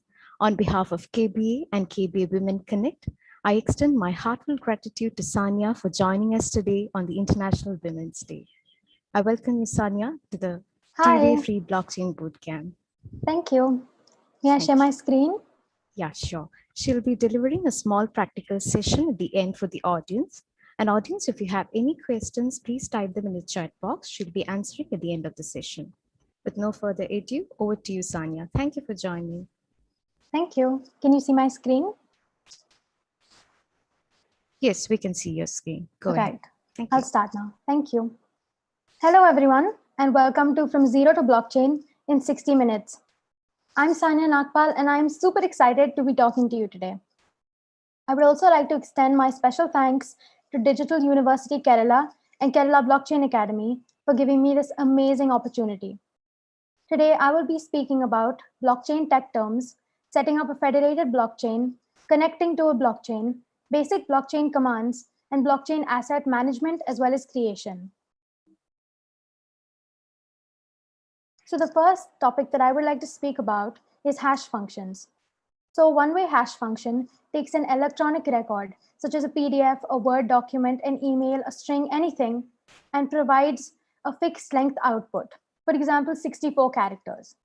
Now, if there's even a small change made to the original record, the entire hash result is changed. So if you add or remove a single comma in a 3,000-page document, the entire hash result is changed. Now we call it one-way hash function because there is no way to recalculate the original record from the hash result. So to explain this topic, I've made a little example here. So for the first example, I have taken Sanya in all small letters, Sanya in all caps letters, and finally Sanya with the first letter capital. Now they're the exact same word as well as the same spelling, but because of the fact that one is in lowercase, one is in uppercase, and one is in sentence case, the entire hash result gets changed. Now we call it a fixed length output because you can take a 3,000 word document, a 2-page PDF, or a single word, and it will still give us a 64 character output. Now, mind you, in this case, I'm saying 64 characters because I've used the SHA-256 hash function, which gives us a fixed length output of 64 characters. Now, since I don't want this to be purely theoretical, for those who have downloaded this PDF, I've included a link here for a simple hash calculator. You can just play around with it, see how it works, get comfortable with the concept. So you're supposed to enter a text over here. I've chosen a quote by Bruce Lee. After you press calculate hash, it gives you a number of results. Now you would see that all of these are not the same length. So if you see the first three, MD2, MD4, and MD5 have 32 character fixed length outputs. Now these are because they belong to the MD family of hash functions. Now you'd remember in the last example, I said that we were using SHA-256, which gives us a fixed length output of 64 characters. The next concept that I want to talk about is proof of work. Now proof of work was originally created in the 1990s to reduce the number of spam emails going out. So all of you would know when a spammer sits down to send out emails, with one click of a button, he can send out millions and millions of spam emails. However, what proof of work forces your computer to do is to show proof that they have done some work. By this, I mean solving a mathematical problem. So to explain proof of work, I've designed a simple example, and we're going to be using the Sanya proof of work algorithm. So to send out an email with Sanya proof of work algorithm, you need 4 things, okay? So the first one is the sender's email. In the example, I've taken sanya@example.com. The receiver's email, samaira@example.com. The date, 8th of March, 2021. By the way, happy Women's Day. and finally, a mathematical variable known as the nonce. So all of you would remember learning algebra in school, where you were supposed to solve a mathematical equation to find the value of x. In this case, nonce is x. So you are supposed to find a value of x, or the nonce, where the concatenation, where you put each data point one after the other, when run through the hash function, begins with 4 zeros. So in the first example, to send out this email, we've taken the nonce as 0. But when we run it through the hash function, we realize that, oh no, it doesn't start with 4 zeros. So we have to keep increasing the nonce until finally we reach a value, in this case, the number 22665, where when the concatenation is run through the hash function, it starts with 4 zeros. Now, in the previous slide, I was only able to include the nonce and the hash result for the numbers 0 and 1. So if you click this link here, you can see the first 1,000 nonces for the email that we were trying to send out. Now, mind you, 22665 is not the only nonce which results in a hash result that starts with 4 zeros. A few of them are 37909, 86020, and 127701.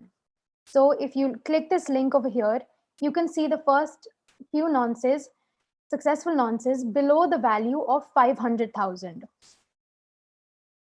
The next concept that I want to talk about is double spending. So say I take this currency note, which is a 500 rupee note, and I go to a bookstore and I buy a copy of Harry Potter and the Philosopher's Stone. So now after I have spent that note, I can no longer buy anything else with it because it is gone from my hand. But in the case of a digital currency, I can write in a Word document, I owe you 100 rupees, and sign it with my digital signature and send it to someone. Now, technically, we would count this as paying them. However, that person can then take that Word file, duplicate it 20 times, and then ask for 20 times the money back from me. So that is what double spending is. This is where the innovation of Bitcoin comes in. It basically stops double spending in digital currencies. The next thing I would like to talk about is the Merkle tree. Now it looks very complicated, so let's take a few seconds, just read through all the characters on the screen, and then I'll start explaining. So in the example that I've used to explain this, I've taken 4 pieces of data. We'll call them data 1, data 2, data 3, and data 4.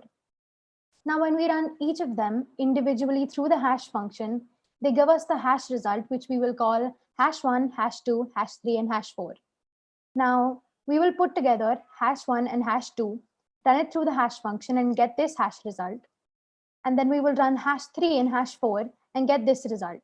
Finally, when we concatenate these and again run it through the hash function, we get one final hash, which we will call the Merkle root of this entire Merkle tree.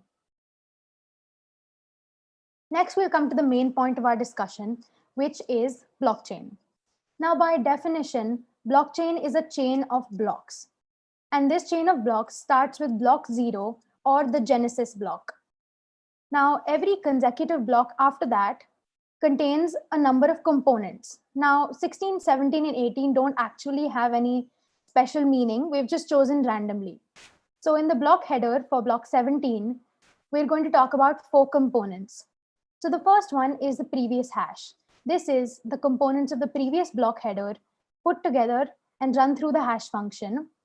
Next is the timestamp, which is the exact time that that block header was mined, the nonce, which we talked about before, and finally the transaction root, which is the Merkle root of all the transactions which are happening in that block.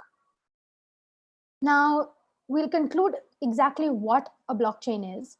It is an ordered and time-stamped record, and it functions in 2 ways. The first one is it prevents double spending of digital coins, and 2, it prevents modification of previous records. So let's see how it does that. So if you see that every consecutive block has the previous hash, and as we learned before, if anything is changed in the record that we put through the hash function, the entire hash result changes. So if we change anything in block 17, the entire hash of block 16 changes, and block 17 comes to know and can then act on it. Now let's talk about miners. So as all of you know, when a gold miner digs into the earth to discover gold, A Bitcoin miner expends computational power as well as electricity to calculate the hashes for separate blocks. To add an entire block to the blockchain, a Bitcoin miner must successfully hash a block header to a value below the target threshold. Now, by target threshold, we mean the number of zeros that a hash result has to start with. Now, the miners spend money on computational power as well as electricity and are thus compensated by way of block rewards and transaction fees. Miners usually operate as a larger pool instead of as individuals to share mining costs like computational power and electricity. Now, a word that a lot of us hear in cryptocurrency mining is something called hash rate, which is basically the speed of mining, and it is calculated in hashes per second. So there are 4 units that you can calculate hash per second in. The first one is small k, which is kilo, which is 1,000 hashes per second, m, which is mega, which is 1,000,000 hashes per second, g, giga, which is 1,000,000,000 hashes per second, and finally t, tera, which is 1 trillion hashes per second. Now, this picture you see on my screen is what a usual Bitcoin mining machine looks like. Now, if you read the title over here, it says 10.5 TH per second, which is 10.5 tera hashes per second. So this is obviously one of the more powerful machines. Now, this is what a usual mine looks like. Now, this is a mine somewhere in China. Usually, cryptocurrency mines are set up in cold countries because it helps to prevent cooling costs. And since cryptocurrency mining is a non-manual process and does not require any human intervention, the job of these people is simply to keep the mines cool and working properly. This is a mine somewhere in Europe, obviously smaller as well as neater. Next, we'll talk about transaction fees. When a new Bitcoin block is generated, the information of all the transactions happening in that block at that timestamp is included within that block. All the transaction fees are collected by that miner. So this is kind of like a winner takes all kind of model. So basically, the miner who successfully hashes a block below the target threshold takes the transaction fees as well as the block rewards. Now, transaction fees are voluntary for the person making the Bitcoin transaction. So you don't exactly have to include a transaction fees, but no miner necessarily needs to accept the transaction. So the higher that the transaction fees you keep, the more likely that your transaction will be included in that block. Next, I want to talk about some forms of encryption. So the first one I'm going to talk about is symmetric encryption. Now let's see what we mean by this.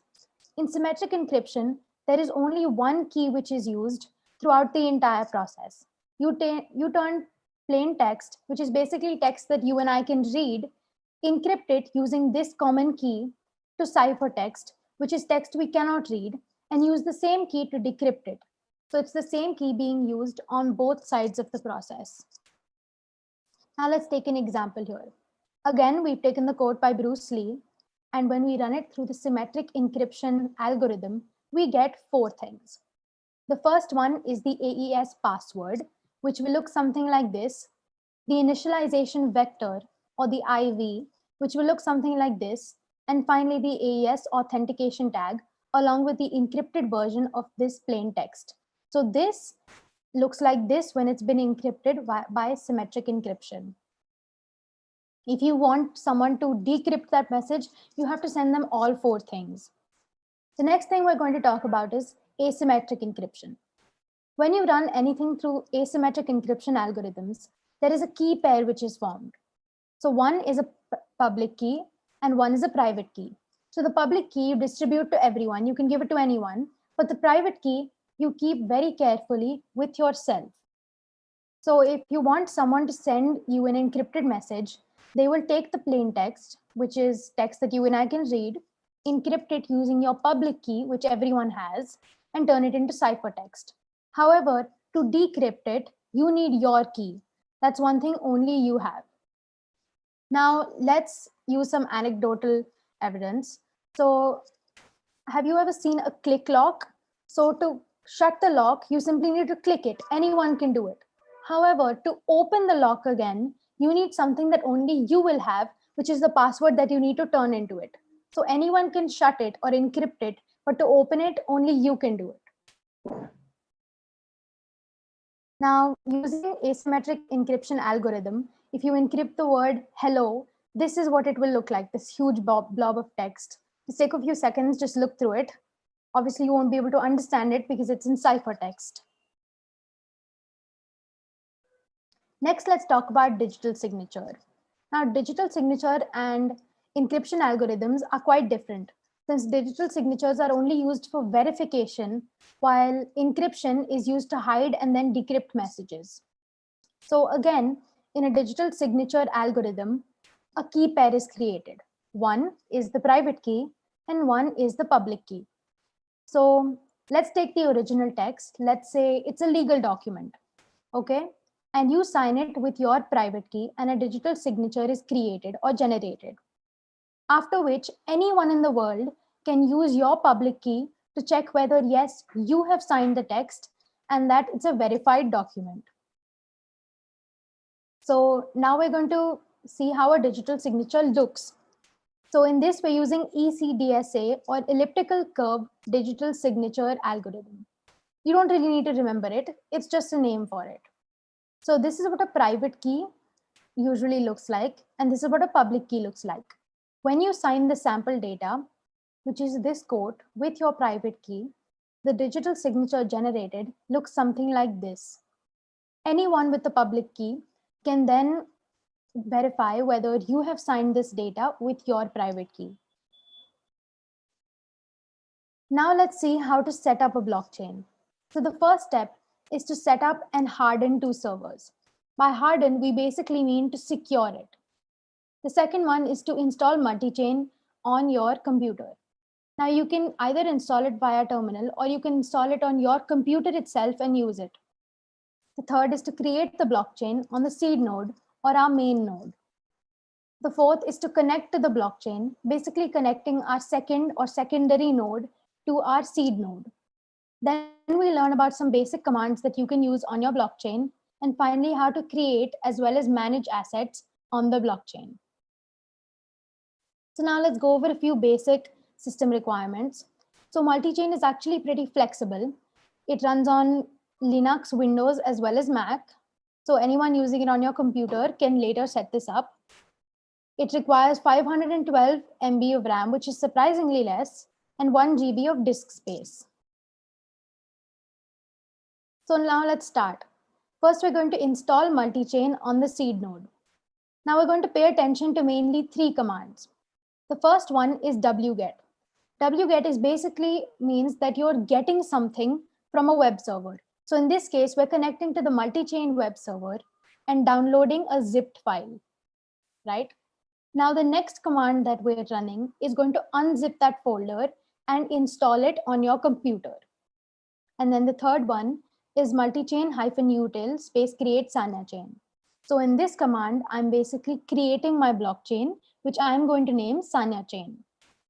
So for this example, I have set up two nodes. The first one is the seed node or our main node, which is going to be represented in blue and has the IP address 206.189.141.20. And our secondary node, which is going to be represented in green, which has the IP address 143.110.252.79. So yes, it looks very intimidating. Take a few seconds, read through the command, see if you can see what we used in the last slide, where we've used it over here. So now we get to installing multi-chain. So can you see wget over here? So we're connecting to the multi-chain server and we are downloading multi-chain. So you can see over here, it's connecting to the web server. It sent out an HTTP request and awaiting response to download it to your computer. And it's saving, and here it's been downloaded. Now we're running this command to finally unzip it. And now you can see that it has been installed on our computer. Next, we're going to create the blockchain on the seed node. So we're going to run the command that we just saw, and then multi-chain d space Sanya chain -daemon. Now, if you can see on the first line, we've said that we're using the latest protocol of multi-chain or latest version of multi-chain, which is 20012. and blockchain parameter set was successfully generated. Now, mind you, this is the only time before you run multi-chain D on your blockchain for the first time that you can edit your blockchain parameters. Here it's given us instructions. To generate blockchain, please run multi-chain D space Sanya chain space hyphen daemon. So following that instruction, we have run it over here. Now you can see that it's starting up our node and looking for the Genesis block. As we talked about it previously, Genesis block is block 0, right? So the starting block of our blockchain. Now it's found the Genesis block. It's also giving us instructions. Other nodes can connect to this node using multi-chain D Sanya chain at 206.189.141.20, which is the IP address, colon, this is the port number 5793, right? And now you can see right at the end, it says that our node is up and functioning. Now we again do this for our secondary node. In this, we're not creating a blockchain. So you'll see one command is missing over here. However, we're simply setting up multi-chain. So we do the same things, wget from the multi-chain server and unzip the folder. So you'll see over here, we've done exactly that, wget, and we're unzipping the folder, and it's installed multi-chain on our second or secondary node. Finally, as the instructions were given on the blue slide, it said for other nodes to connect to this node, please use the command multi-chain D space Sanya chain at 206.189.141.20 with the port number 5793. So we've run that command on the secondary node, which is in green. Now it has successfully retrieved blockchain parameters from the seed node or our blue node, and now it is giving us instructions. So it says, please ask blockchain admin or users having activate permission to let you connect and or transact. Now, when you're connecting another node to your main node, you can give two types of permission. The first one is to simply connect to the node, or to connect, send tokens as well as receive tokens. So obviously, we're going to do the second thing. So we go back to our main node and we are saying multi-chain CLI Sanya chain, grant this address the permission to connect, receive, and send, right? Now, can you see this series of characters over here? That is what we call a transaction ID. Anytime anything happens successfully on a blockchain, a transaction ID is generated. Basically, that means that now we've given permission to our secondary node. Now we're going to retrieve blockchain parameters from the seed node. Basically, now we're connecting it after permission has been given. That is multi-chain D space Sanya chain space hyphen daemon. So now you can see that this node is setting up, and great, it's ready. It's set up now. Now we're going to enter something called interactive mode. Take a few seconds, read through it. We're basically only doing this because now we do not have to keep entering the same command over and over again, and we can function more freely. Now we're going to run a very simple blockchain command, and that is called get info, no space. It basically returns the general information about this node and blockchain.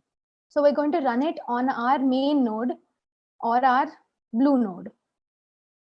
So yes, it's a very, very long list, but we're going to be putting attention on only two parameters right now. So the first one is chain name. So basically it's talking about the name of our blockchain. In this case, I've named it Sanya chain. And finally, something called a burn address. Now in an ordered and time-stamped blockchain, it is impossible to delete something because it obviously has to be ordered, and you can't delete something in an order or everything will come crashing down. So a burn address is an address with no known private key.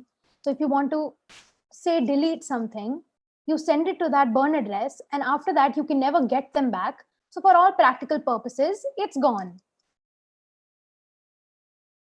Next, we run the command get blockchain params. Basically, it returns a list of values of the blockchain's parameters.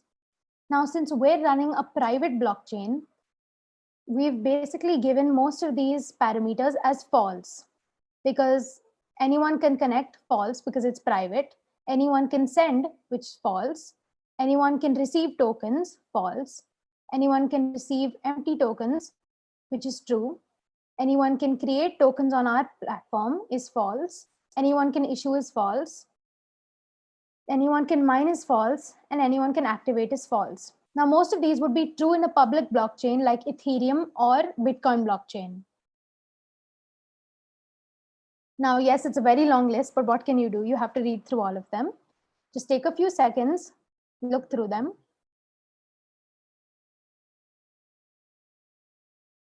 Now we'll move on. This is the last list of blockchain parameters. Take a few seconds, read through it.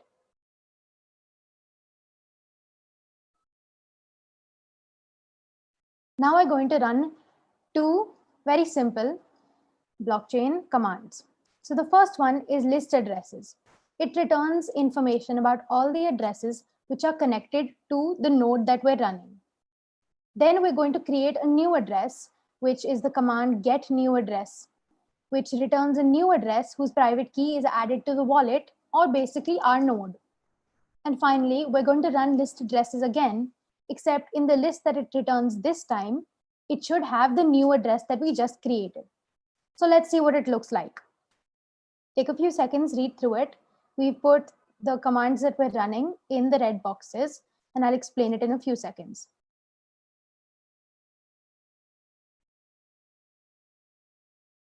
So if you see over here, we've run list addresses, and it's come back with one address, which starts with 15 DU. Basically what we mean by is mine, meaning it belongs to this node. Next, we're going to say get new address. It's gone through and it's created this address, which starts with 12Q. When we run list addresses again, it this time gives back two addresses. Now the first one starts with 15 DU, our original address, and then the second one starts with 12Q, which is the one we just generated. So basically it's gone through and now we have two addresses connected to this wallet. Next, we're going to learn how to issue an open asset. An open asset is basically an asset which you can issue more of in the future. So if you see this tag over here, it's issue from. Basically, we're issuing from this address, which is our original address, 15DU, to 15DU itself. The name is Sanya coin. We've named the token Sanya coin. Open, meaning more can be issued in the future. The value is true, and we are issuing 50,000 Sanya coin, right? Now the type of coin it is cryptocurrency token, and the issue date is 8th March 2021, which is today. Now we're going to run that on terminal. Issue from, we've run it. And you can see over here, since the transaction is successful, it's created a transaction ID. Now we can see over here, we've run list assets for this node. So now we've gotten a little bit of features about our token, as well as the name, which is Sanya coin, issue transaction ID, which is the transaction ID it was issued through, asset ref, which, so basically we refer to it as Sanya coin. However, on the blockchain, it is usually referred to as a series of numbers. In this case, it's 60-266-48513. Now we've kept it open, meaning more can be issued is true. We've not put restrictions on sending or receiving of this token. However, for people to issue it, there are restrictions. Now, these are some more details about the token. The type is cryptocurrency token, and the issue date is today, 8th March 2021. So we have the issue quantity that we have made is 50,000. Next, we're going to learn how to send an asset from one address to another address. So if you see over here, it's our original address, 15DU, and we're going to send it to the second one, which is 12Q. Now the asset that we're going to send is Sanya coin, and we are going to send 25 units of it. You can see over here, send asset from 15DU to 12Q. Now the entire command has gone through, and this has been successful because you can see a transaction ID over here. Now let's see. we're going to next run the command get address balances. And we're going to get the address balance of 15 DU, which we sent the assets from to 12Q. So you can see that the asset that 15 DU is holding is Sanya coin. The asset ref, or what is referred to on the blockchain, is 60-266-48513, and the quantity is 49975, which is basically our original quantity that we were holding minus the amount that we just sent to 12Q. Next, we're going to run get address balances for 12Q, which is the second address which we sent the assets to. So you can see that the name of the asset that 12Q is holding is Sanya coin. The asset ref is 60-266-48513, and the quantity that we have sent is 25 units. Now we're going to start our practical session. We're done with the theoretical part. So everyone that's doing it on your computer, run this on your server.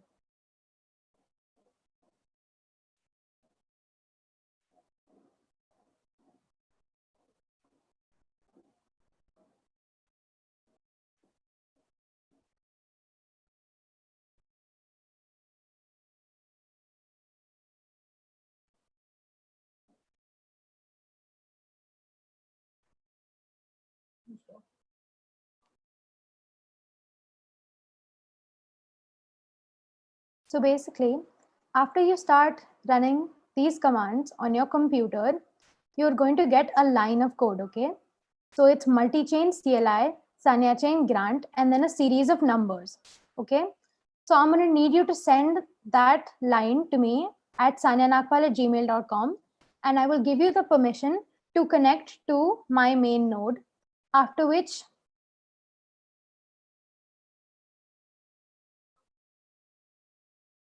you can use these commands like get peer info, get blockchain params, list addresses, and list assets, which you can then just basically play around with the functions that you can do and just get comfortable with the concept. You also have to enter interactive mode as soon as I connect you, because after that you will be able to function freely and use all of these commands without entering multi-chain CLI over and over again. Now, there are some more details about all of these commands as well as parameters on the multi-chain site. I've included a link over here that you can check out. Just see, get comfortable with it. And I sent the PPT to everyone before. So all of these command lines, as well as the commands that you will be running later, are on that. Please, either if you're on a Mac, you can open Terminal and use the window equivalent if you're on Windows.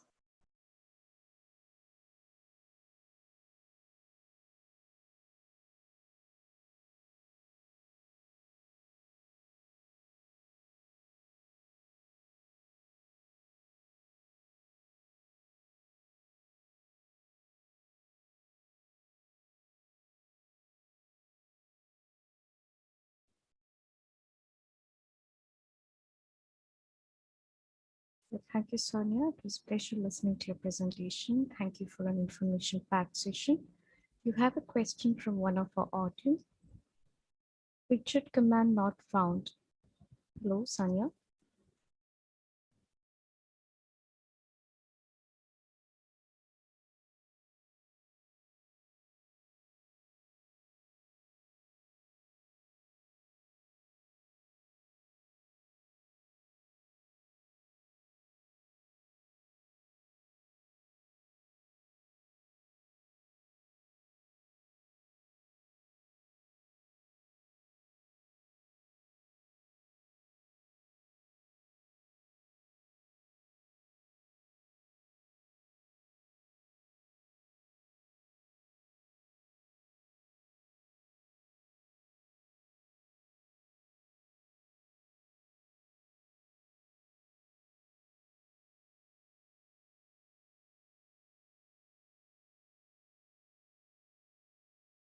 So I think we have lost a speaker. We'll wait for 2 minutes to join.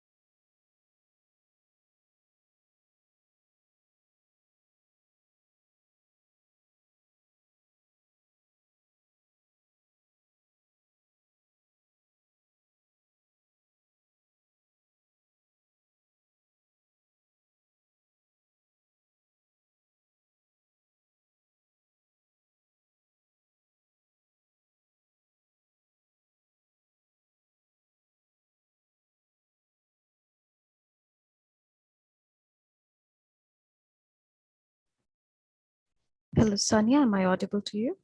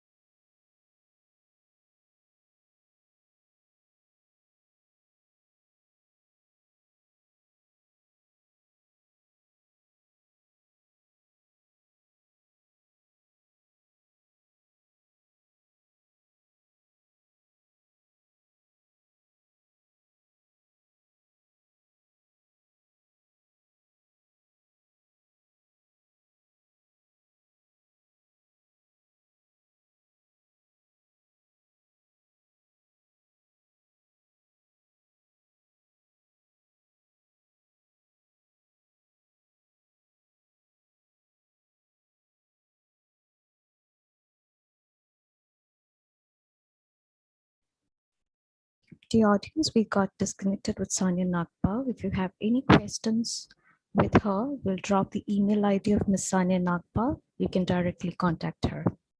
Thank you.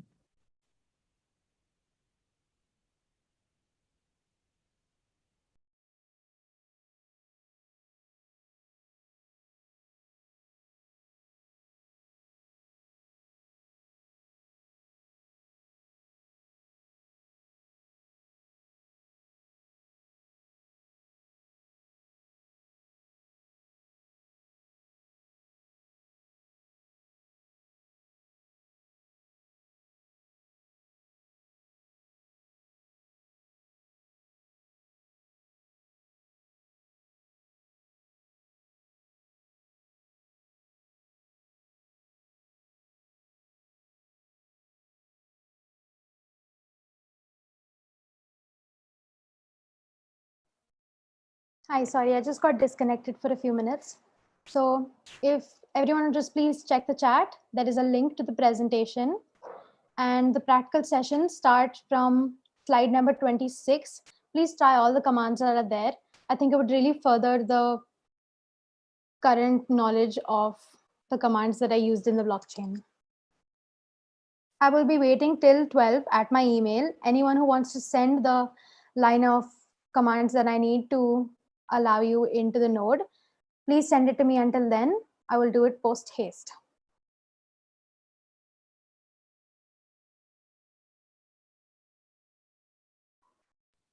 Thank you, Sanya.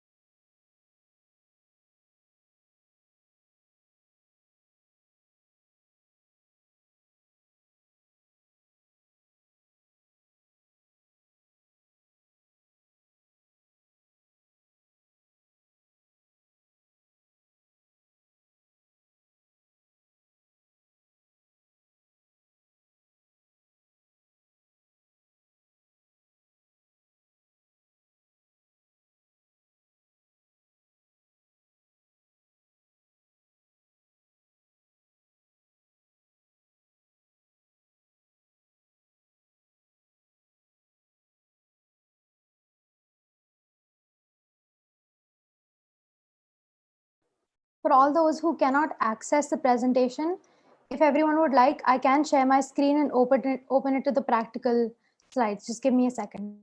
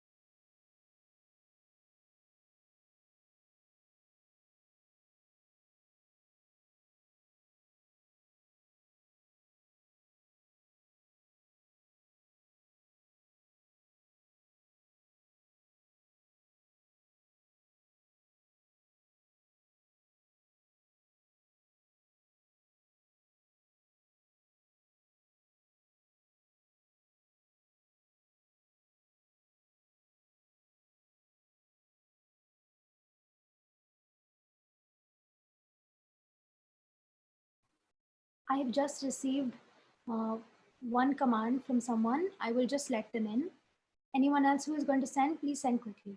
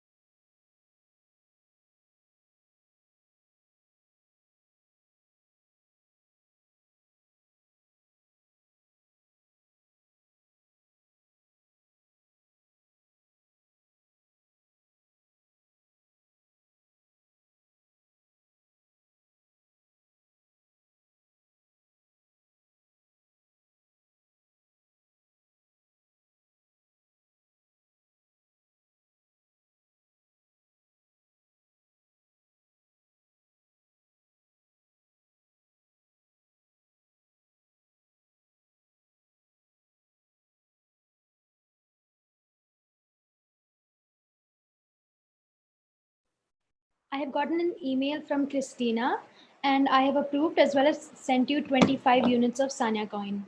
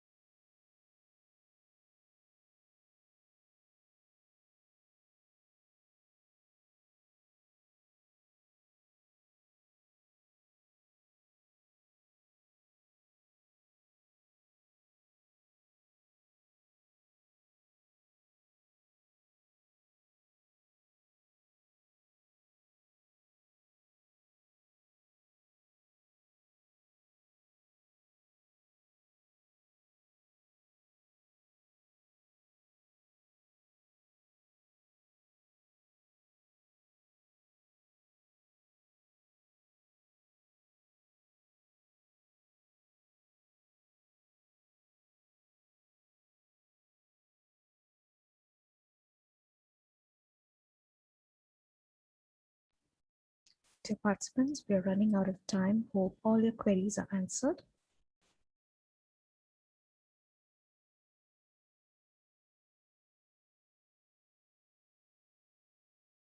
If you have any questions, please drop. We'll be extending a 2 more leisure time for you.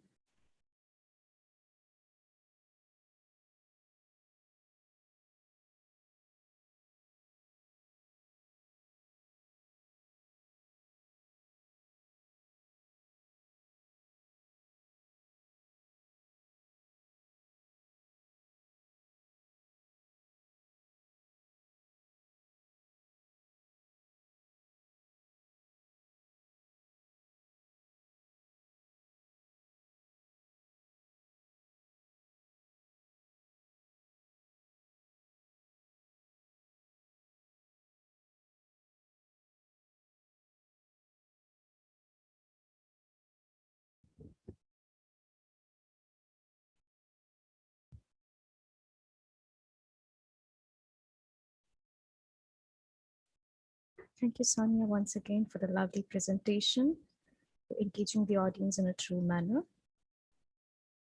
Hello, Sanya, am I audible?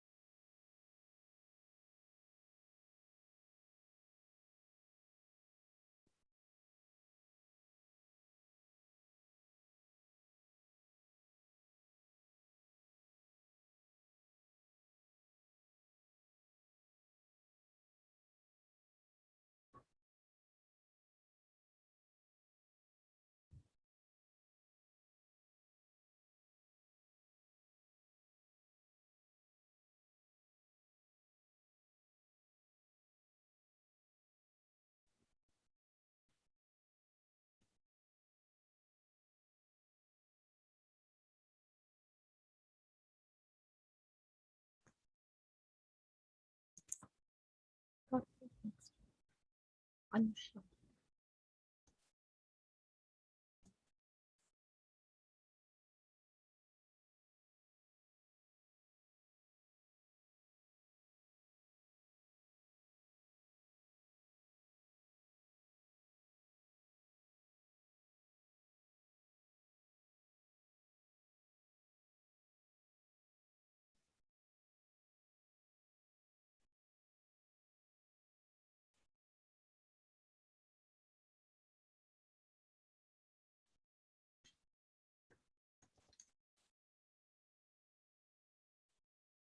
Next, we have with us Anisha Garg, an ex-student of Kerala Blockchain Academy, to share her experience on being a blockchain woman. Anisha Garg is a blockchain developer working at IANSWorld Mumbai.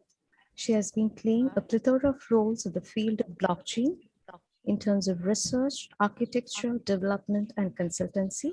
It's a privilege to have Ms. Anisha Garg today at the two-day International Blockchain Bootcamp for Women.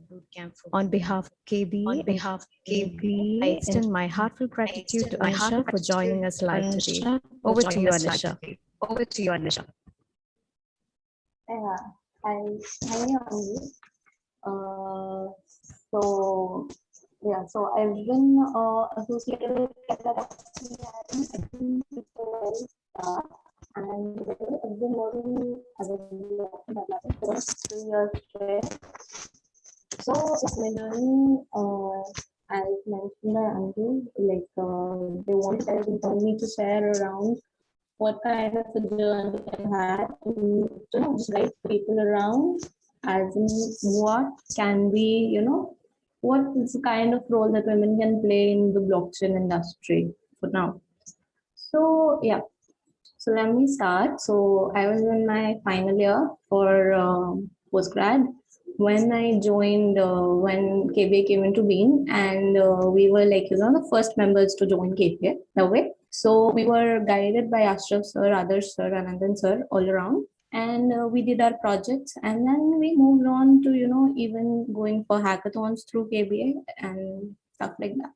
That was a building point for us because at that time, even KBA was into building structure.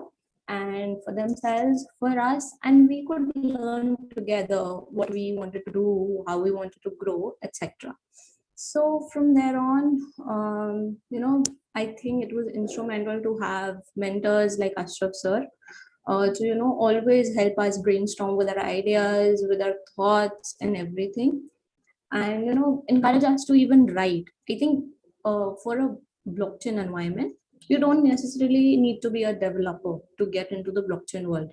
You can be a content writer, you can be a product manager, a project manager, you can be a developer, obviously a front-end developer as well. Like, there are a plethora of a plethora of ranges where you can redirect yourself in this world. Currently, I'm placed in Ironworks Pune, and here we have so many options to work on. Like, I'm working in the capacity of a developer, but I at times even play the role of a content writer. I even play the role of an editor at times, and then architecture, designing, etc. Everything, like, in blockchain world, I think there is no limit to do what you can. So I think Anju mentioned to me that she wants me to guide people around for a bit, like how they can work.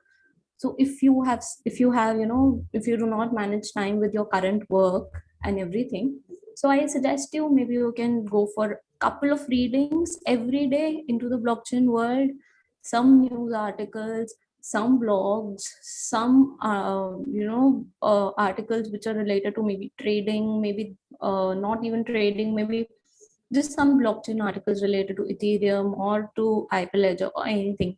And I think you can be a good freelance content writer into this blockchain world. And content writers are in demand. Like, we have been searching for them like anything. Some people who can write content in blockchain, so like that. Then after that, if you are a developer, it is not necessary that you need to learn Solidity to get into blockchain development. We work on various languages. Like, there can be a Solidity developer in the company, but there should be somebody who engages the front end with the back end as well. So if you learn that, which is basics of front end designing, then also you can get into blockchain development. You don't have to necessarily think कि मुझे backend that I need to know backend development to get into blockchain. So even a front-end developer can, enhance his skills or her skills.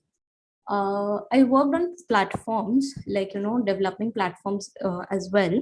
So in that case, mostly we refer to languages like Node, Go, etc. So I don't see it as a very big thing for people to learn, because if you've started into a normal BTech course, or you've started with a normal BSc course in computer science or something, or a bit of coding, then you start learning from Java, right? And from Java, it is very easy to pick up any language. So basically, I started up with Java initially. I've done my grad in maths. So like for 3 years, I didn't have any contact with coding. After which, when I came to Triple IT, I was guided through a plethora of languages, in which I picked up Node as my first language. So I started working with Node. I worked with, in my job profile, I worked with Go, I worked with Node, I worked with JS, I've recently worked with React, Vue. Like, I keep gathering my languages as per what my work demands, because in blockchain world, it is not necessary. It just depends on project to project where you go. If the project demands, then you have to give it to them. So for women, I think there is no barrier. Like, if you're women, you cannot participate in the blockchain world, because I am here. I am fighting to get my position every day, and I think I'm excelling at it as well. So I think every woman present in the blockchain seminar can even like me, go down the route and do something great around this blockchain world. So I am not sure about the audience, like what kind of people you here are present. Like there are several people here. So if you see, like, I think for if you are, let's go by some category. So if you are a student just now and you want to step into the blockchain world, then I think KBA can help you learn the basic skills and get you into the app development. After that, you need to decide as to which field you need to choose. You can go in trading, you can go into development of the apps, you can go into development of maybe identity, or maybe towards somewhere towards platform development. That is your choice entirely. If you know the basics of blockchain, then definitely you can anytime start writing articles related to blockchain development. They can be technical as well as non-technical. Just your views are very important. So you can go with your views, you can post them online, you can have Medium channels, you can post them through Hacker Noon, maybe through like there are so many places which encourage people to write. Even through KBA people write, right? So you can write through them, etc. And then that way people come to know about you in the industry. You can have a network, active network, like KBA has an active network through which you can reach out to people, learn new skills, what are the projects they're working on. You can get to know about them, you can modulate yourself. You need to get a thinking aura around you.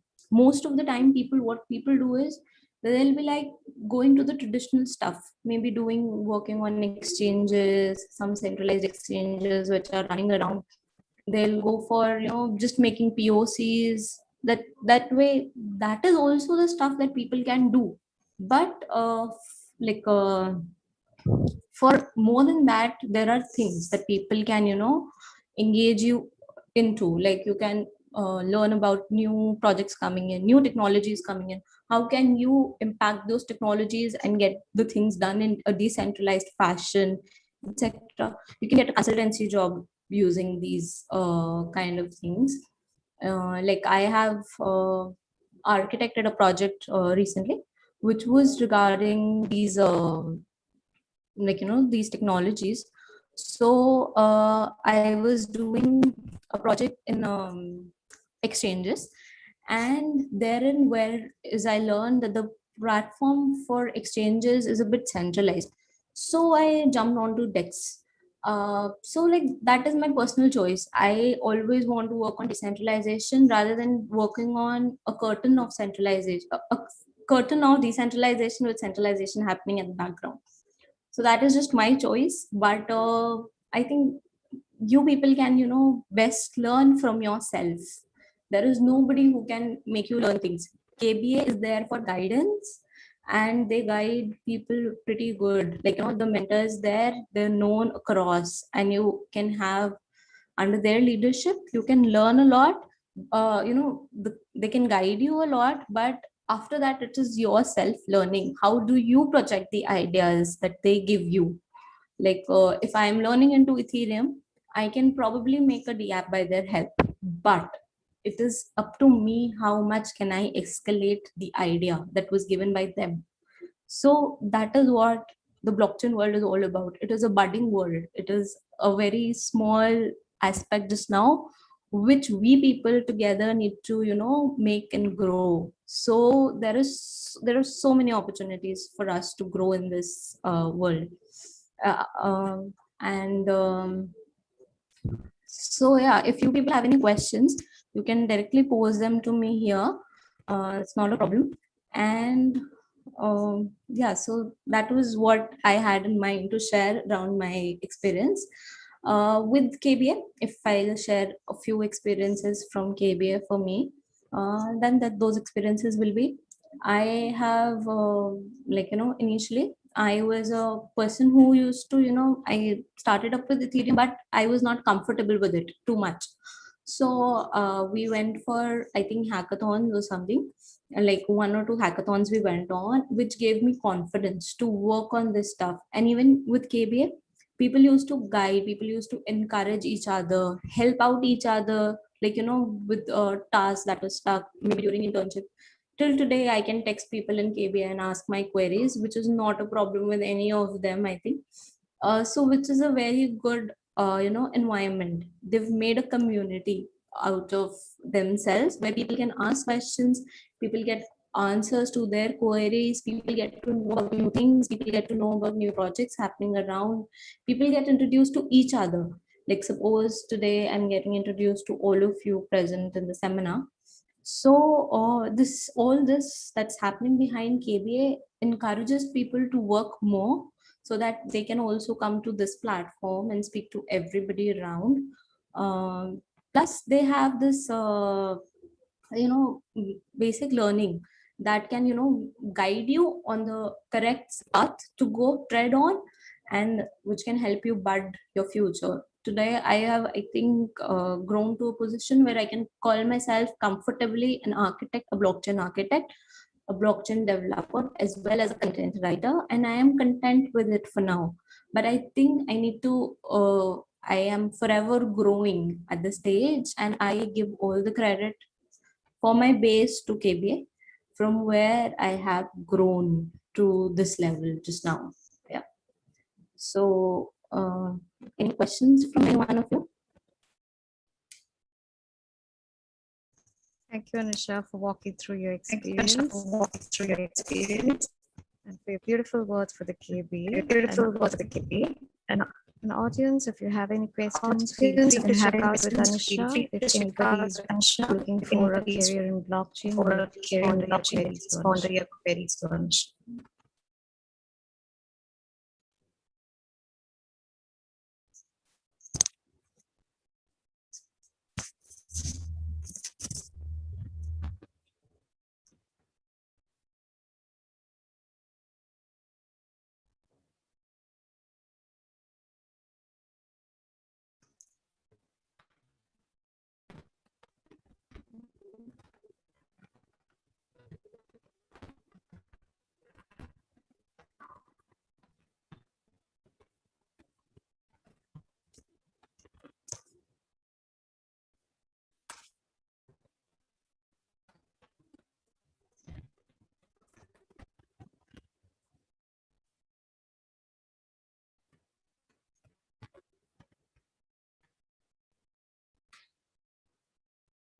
I think people can, you can even text me on LinkedIn if you people wish to. That's not a problem if you don't want to ask questions here, but I think learning the skills and getting guidance on skills is one thing, and working on them yourself and networking is very important in the blockchain world today. So if you somehow get a chance to get associated with KBA someday, maybe today or any day while maybe studying or maybe an association, then it's a good networking platform as well, where you get guidance around what kind of people are working around. There's so many projects that are coming up in India itself, there is Plotex, there is where I'm working, Ironworks is there, then there is DCX is there. There are so many budding projects that are coming out, like KBA has an agri chain, etc. There are so many projects that Niti Aayog is planning to launch. Then RBI is there, SBI is there. They're working they all are working on blockchain somewhere. And I think the future in blockchain is very bright. So you need to decide. It is you who can decide which field you want to take, and you need to be very accurate with it.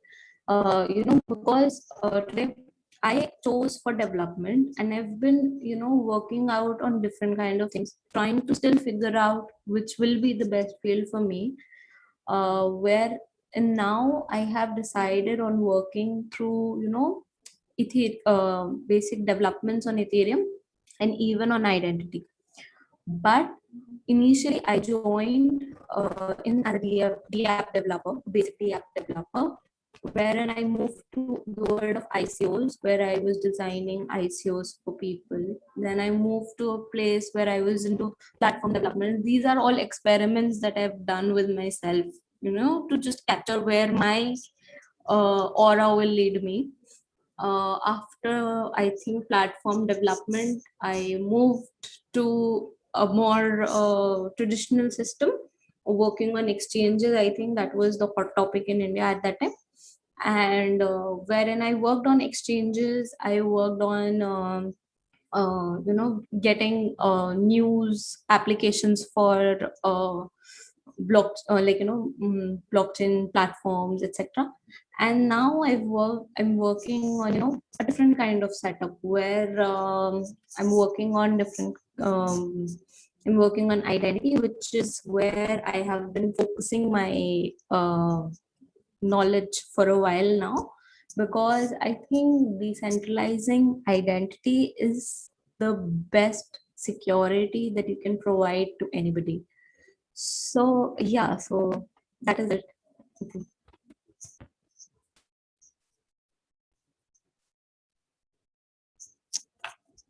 I think Anju, we can end the session maybe. Yeah, thank you. I think we will have any questions. Okay, if it's to connect Anisha in person, you may please text her via LinkedIn. Okay. Okay, thank you, Anisha, for joining us in short time. Thank you once again for sharing your experience in blockchain. Yes. Thank you. Happy Women's Day.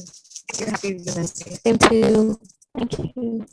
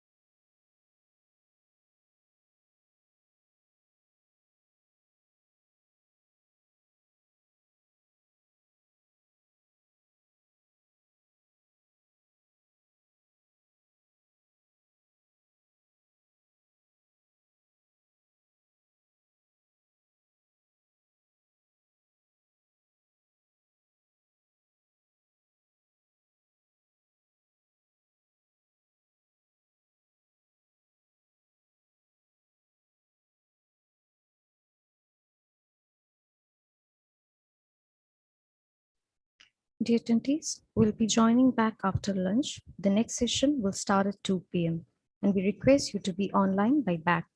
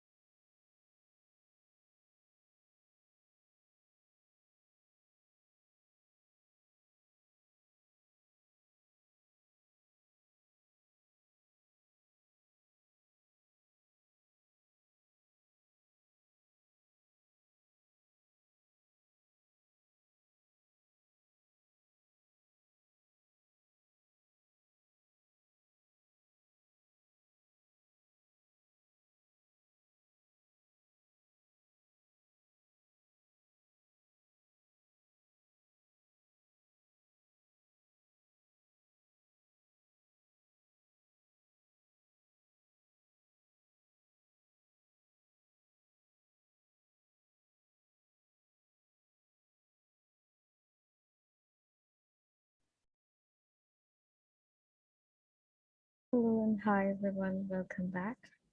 I'm Anshu from Kerala Blockchain Academy, and it's my privilege to host a 2-day free blockchain bootcamp for women organized by Kerala Blockchain Academy in collaboration with Kerala University of Digital Sciences, Innovation and Technology.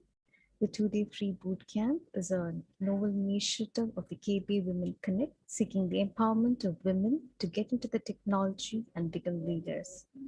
Once again, a warm welcome to all. Now we have a very beautiful, vibrant, and enthusiastic blockchain evangelist with many professional credits, none other than Richa Joshi. Richa is a co-founder of the Ethereum Push Notification Services, the world's first decentralized notification protocol that enables users to receive and send notifications from any DApp in an agnostic fashion. It's a great honor to have the versatile thought leader, Richa Joshi, with us today at the 2-day free blockchain bootcamp for women. So before we start, a little housekeeping rules for the audience. If you have any questions during the presentation, please type them in the chat box. We'll be taking up the questions at the end of the session. So with no further ado, over to you, Richa. Thank you. Thank you for joining us live today on the International Women's Day. Thanks, Anju, for inviting me, and thanks, KBA, for inviting me. First off, very happy Women's Day to all of you, all the participants here, and thanks for the invite. So let's probably just get started. I probably want to give a quick intro about myself. So I'm Richa. I'm the co-founder at Ethereum Push Notification Service. A quick background on what I do at Ethereum Push Notification Service, or EPNS. I basically dabble into a lot of things, including the strategy and growth of the product, marketing, and a lot of different aspects, as in the case is for most startups. So you wear multiple hats over there. So that's my primary focus at Ethereum Push Notification Service.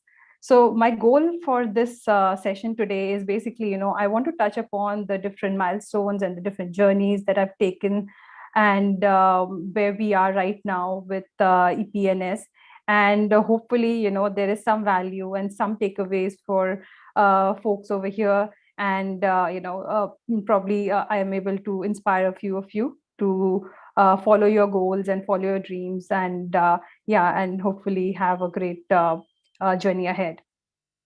So quickly, before I deep dive into my journey, I want to share, and to have better context on what we are doing, want to share what we do at Ethereum Push Notification Service.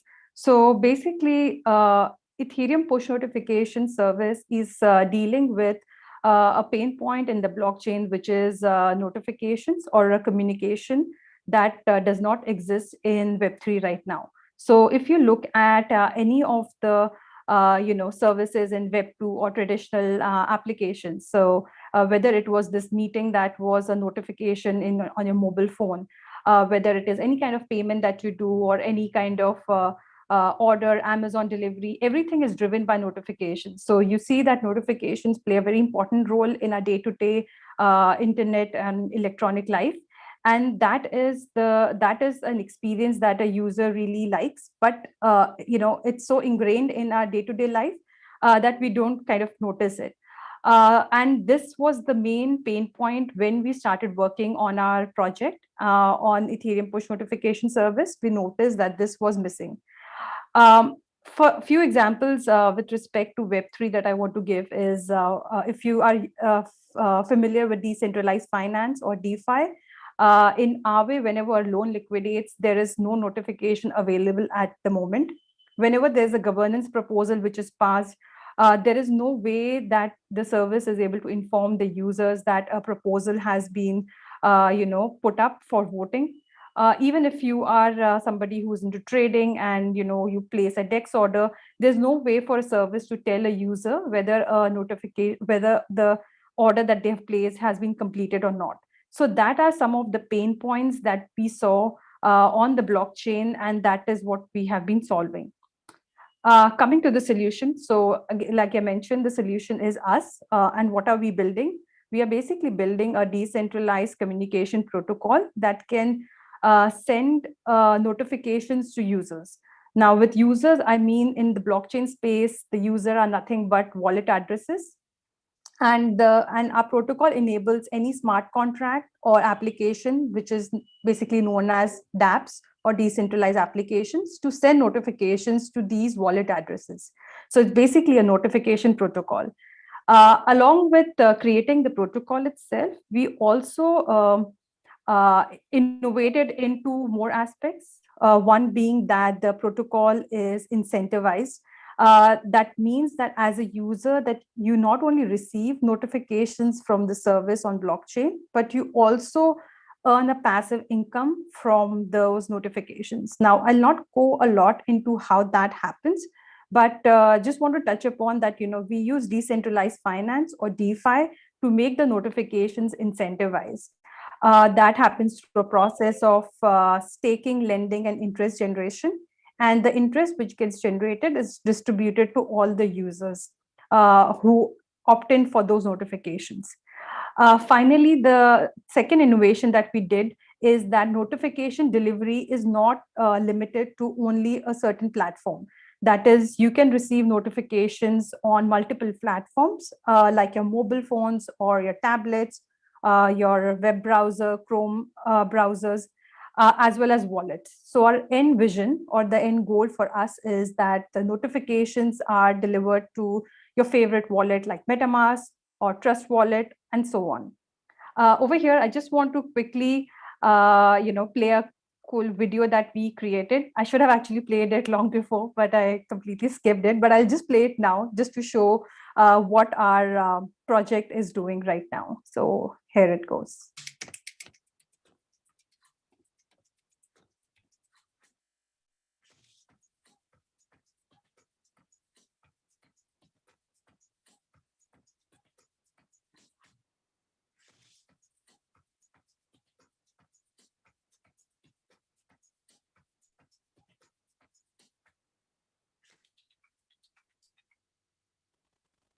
Awesome.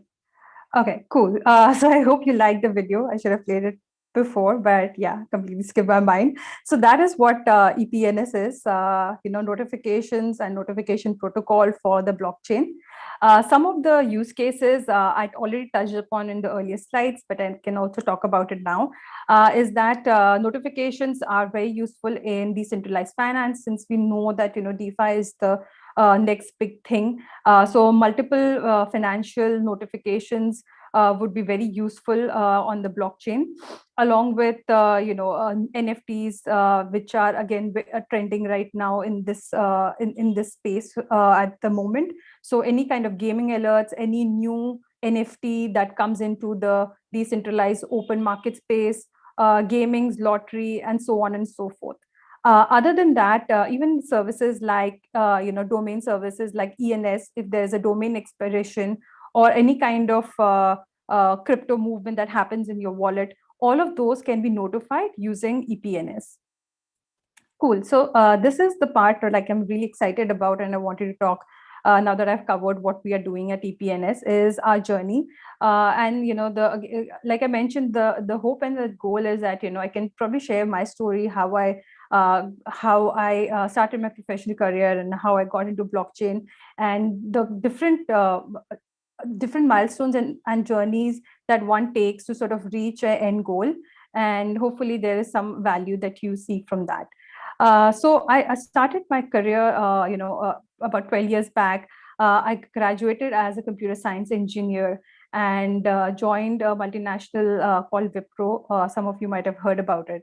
So I joined there as a fresher and started working on a project. At that time, I didn't find what I was working on as very exciting.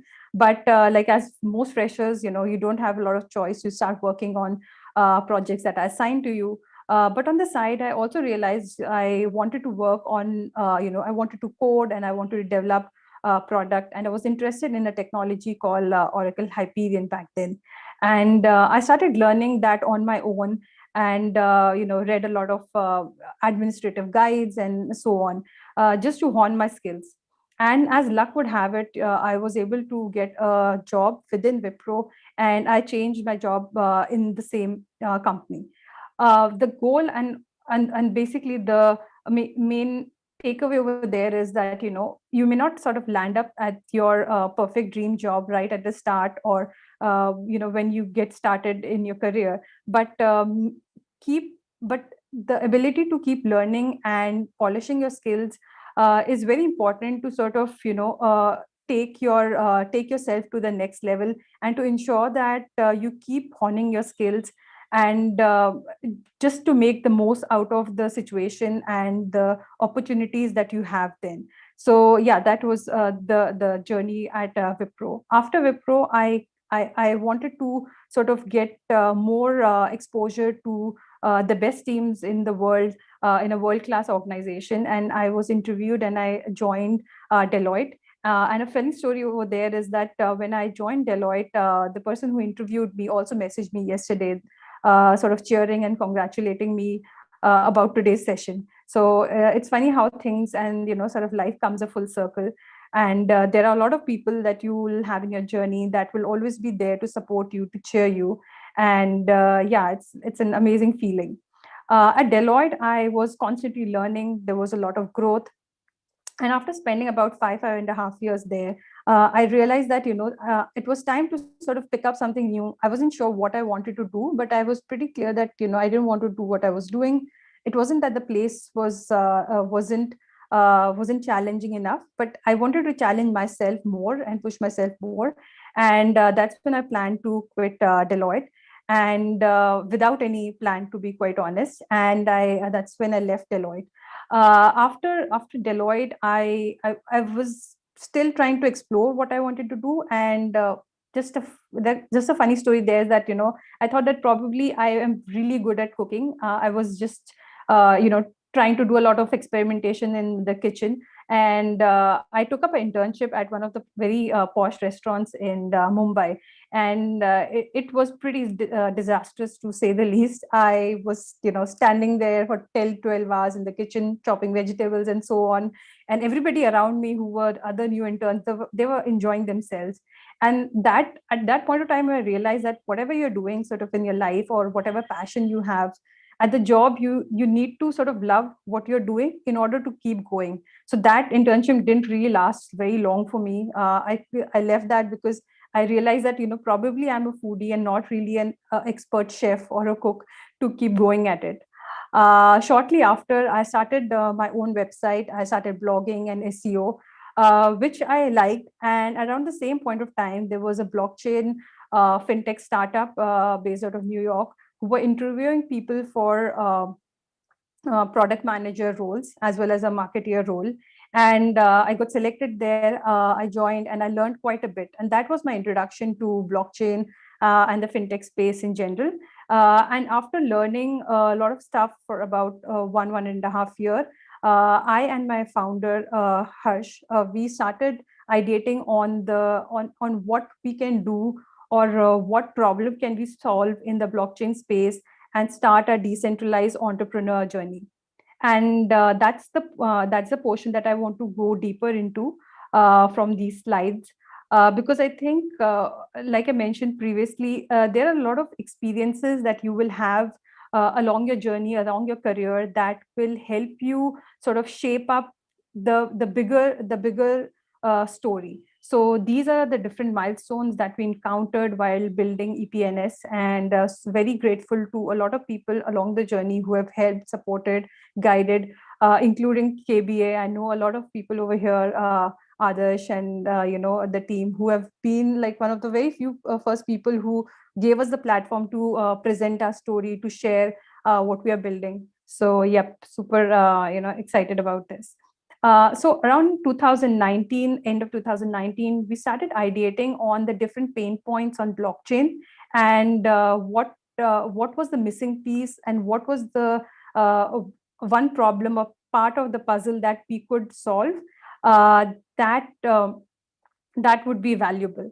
And that's when we realized that using different applications, a user always had to go back to an application to see whether or not action or a particular update is completed or not.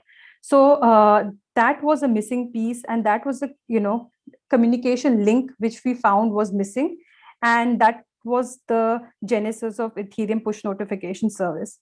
We took that idea to Ethereum Foundation, who were very supportive. They wrote back to us in a very extensive email, telling about different links and different tools that we can use to get started and work on the project. So very grateful to Ethereum Foundation to sort of help us and mentor us along the journey. After Ethereum Foundation, they encouraged us to go to Ed Global Hack Money. It's basically a hackathon for hackers from around the world who bring an idea and they sort of start building a POC. And it was a 30-day hackathon wherein we met a lot of peer projects, a lot of industry projects like folks from Aave, ENS, Compound, and so on. That's when we also met Stani, who, for those of you who may not know, Stani is the founder of Aave protocol. He validated the idea by telling us, if you guys build a service like this, he would personally use it. So when Stani says something, you really take it seriously, you want to build it out. So in the 30 days, we kind of worked pretty much day in and day out to build the protocol prototype. And we also created the incentive mechanism wherein making the notifications incentivized. And at the end of 30 days, we had a working prototype ready. After Ed Global, we really wanted to also sort of polish the product and make sure that we incorporate a lot of user feedback into it. So we then got selected for IDEO, which is IDEO Collab, for those of you who may not heard of it. So IDEO Collab is a research design thinking firm. They have helped products like Apple design their product. And it's one of the industry leaders in the field. So the IDEO team, they selected top 30 teams out of 120, and we were one of them. Super grateful for that. And that's where we learned how to sort of incorporate a lot of user feedback and synthesize the feedback that you've received and add it and apply it to your product. At the end of IDEO, we were we launched our alpha product, and that was sort of the kickstarting point for EPNS. After IDEO, we got selected at Gitcoin kernel. Now, by this time, we had already created a product and we didn't want to enter in another hackathon. But what we wanted to do is with EPNS is sort of shape it in a way that, it's not just from a product and development perspective that we have rounded the project, but we also wanted to learn how to market it, how to talk to investors. There's so many aspects, how to build a community that we wanted to learn. And Gitcoin was a perfect platform for that. We were talking to a lot of people in Gitcoin who were there as mentors and guides, who kind of sat down, who knew a lot of our weaknesses, helped course correct those weaknesses.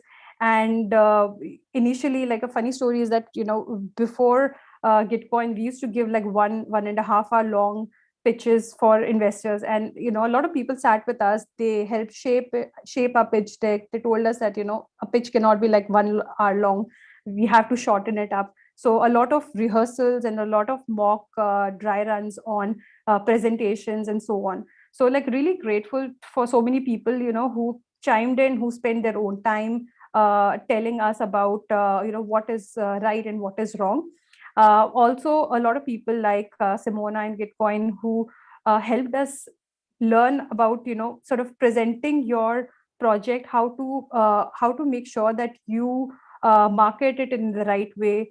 You tell the story about what you are building and spread awareness among the community. So to make sure that people know about what you are building and the right information is sort of shared around. So Gitcoin kernel was great. We were one of the top 20 projects that was selected in a fireside by Vitalik, who's the founder of Ethereum. And also around the same time, we were selected for Gitcoin grants, round 7. Now, Gitcoin grants is basically an open source community driven grant program wherein you sort of list your project And the community in general, they will, if they like the project, they will, donate to your project, and it's completely open source.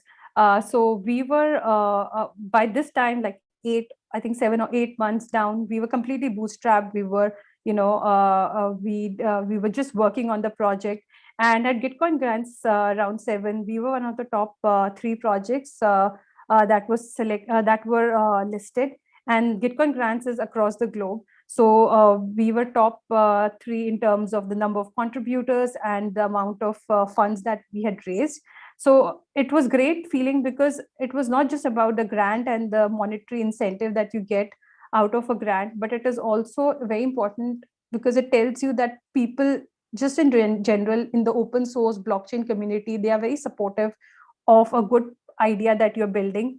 And if they like the idea, they will support it, whether it's monetary or just by cheering for you. So Gitcoin Grants 7 helped validate the fact that what we were building and the direction that we were going in was right. And the community in general, in the Ethereum community, is really awesome. So if you're building something great, they will make sure that they give you great feedback, and they also help you in so many different ways. So like super grateful for them over there.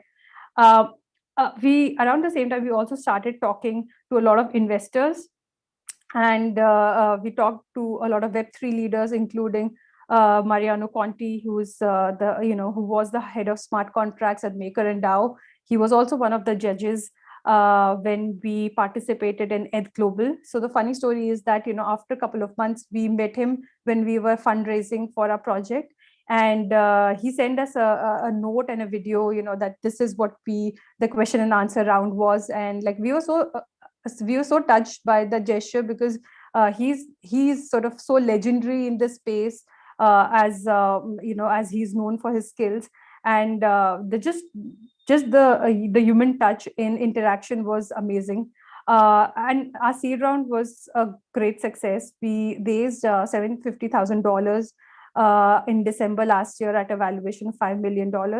And very grateful for support from a lot of Web3 leaders and funds, including Balaji Srinivasan, Ken from Ethereum Foundation, Mariano, Scott Moore from Gitcoin, Preeti Kasiredi, Anthony Sassano, DeFi Dad, Luca, and so many people that are there on the screen, also on our website. You can check them out.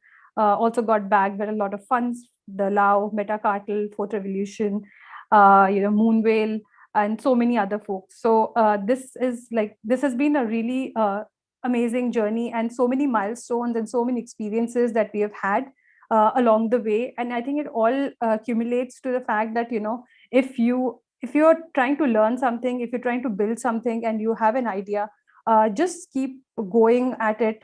Just make sure that you talk to people. There are so many people in this industry who are very experienced and will be more than happy to share their knowledge, their wisdom with you, and guide you to go in the right direction. I think for us, that's what has happened. Talking to different people, learning from their experiences, and different experiences, right, has made sure that we move in a direction that that seems right. And finally, along the way, we've had a lot of different experiences in terms of speaking at different hackathons and being part of different events. And 2021 is a very important, and I think a very special year for us. We are just getting started, but we already have big plans for this year. And you will hear about it. I cannot share a lot of details around what is coming up, but you will hear about it from our social network. And for me, just maybe the last parting thoughts here are, along this complete journey and different milestones that we experience, make sure that whenever you have any questions, reach out to people in your network. There could be a guide or a mentor or a friend, or even industry leaders. Everybody is very approachable. Blockchain is supposed to be decentralized, open source. So just apply those theories in your professional career as well, and just take that leap, and ask for questions, ask for help, and things will fall in place. And this is like a great, amazing day, like International Women's Day. So just want to say that I'm pretty accessible through different social network, through my Twitter and Telegram as well. So if any of you need any guidance, any help, feel free to reach out to me. Just DM me, and I'll try to help in the best way I can. Finally, this has been most of the important milestones that we have achieved, and yep, just thank you so much and for hearing. I hope some of the things that I shared inspired you, and there was some learning out of it. And like I mentioned, just feel free to reach us at EPNS Project on Twitter and Telegram, or you can also visit us at EPNS.io. And yep, that's pretty much it from my side. Thank you, Richa. That was a splendid session. Thank you for sharing your inspirational story and your roller coaster of being a tech woman. Okay, I'm sure the audience would have motivated from your speech, who would be finding some bridges in their career somewhere at some point. So audience, if you have any questions, please type them in the chat box, which I will be very happy to answer your queries. Is it fine if we give them a 5 minutes for the Q&A? Yeah, sure, no worries.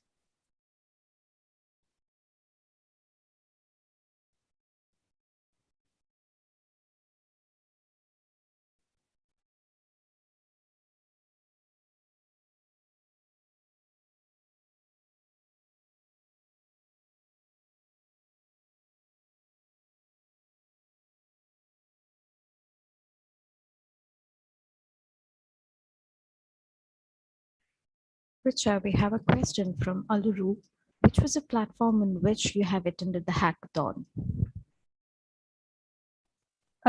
Yeah, sure. So so we entered at Global Hack Money. So I can just also type it out in the chat.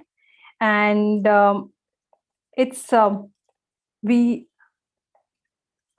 Hack Money 2020. So this is basically a hackathon for all kind of builders, researchers, educators to come. You don't really also need to have a team there. When you enter, you can come with an idea and actually form a team. So it's a great platform for people who are entering, who are enthusiastic about learning, building on Ethereum. Come with an idea, create a team, and usually they have a 30-day or sometimes a 1-week challenge wherein you can just shape up your project. And the best thing about it is the team that actually organizes it, like really awesome people who will guide you. And there are teams from the best teams from the industry there, from Aave, Compound, ENS, who will help give you more and more ideas and sort of polish the ideas that you already have. And yeah, I mean, it's a great place to get started. So it's at Global Hack Money. And if you have any questions or you want any other details, you can also reach out to me. I'm happy to sort of provide more information. Yeah, I think Harsh has also typed out that there's an NFT hackathon that's happening from 19 March onwards. So NFT is all the rage right now. If any of you are interested, definitely check it out. Yeah, that's great. Thanks, Richa. Any more questions? No worries. Yep.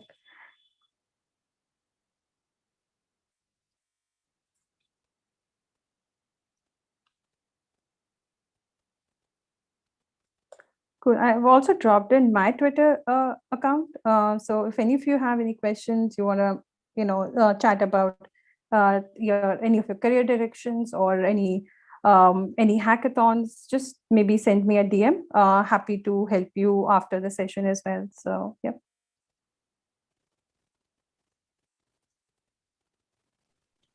Cool. Thank you, Richa. I think All we right. have answered all the questions. Thank you for joining us in the short Sanjay. time. Okay. No worries. Happy Bye-bye. Women's Day. Bye. Wish you the same. Bye.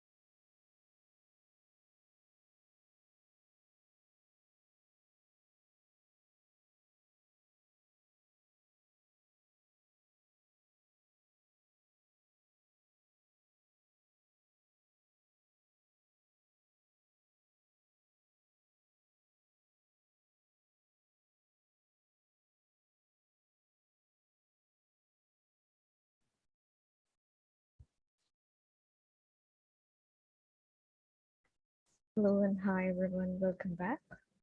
Next we have with us Irina Karagio.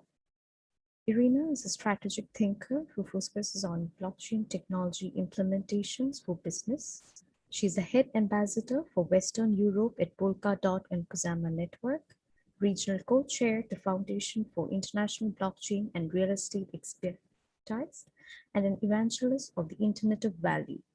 With over 10 years of experience, Irina has established herself as an international business development professional in strategic partnership, analysis of foreign markets, business planning, and go-to-market strategy design in UK, EU, and Russia across a broad spectrum of industries.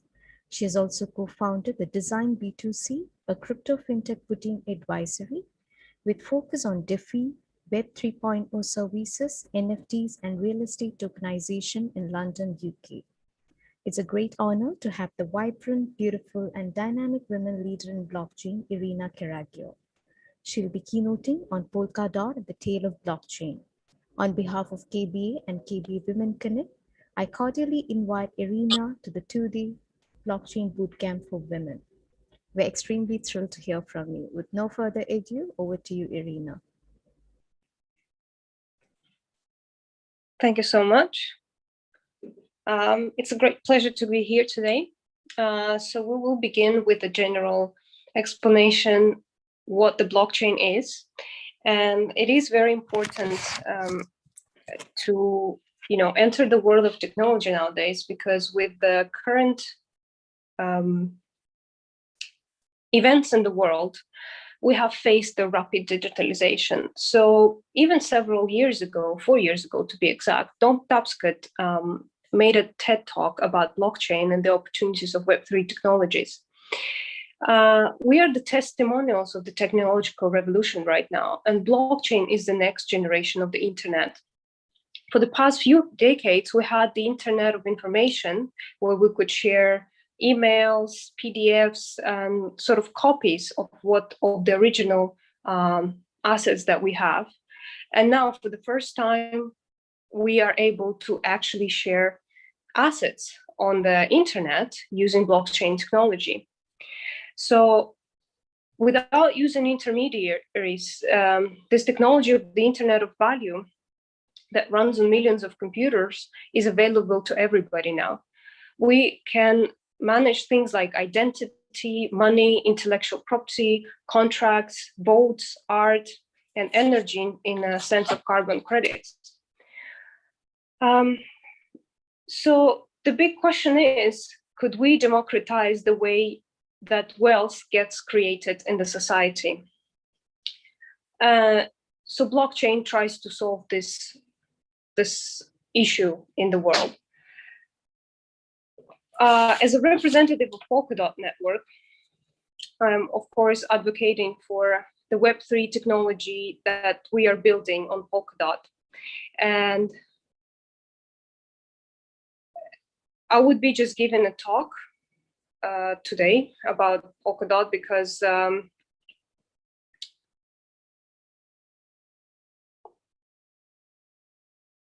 so be generally talking about the community of Polkadot and what the technology is. So if you want to see more information, I'd like to share later our YouTube video where you can find all the graphics.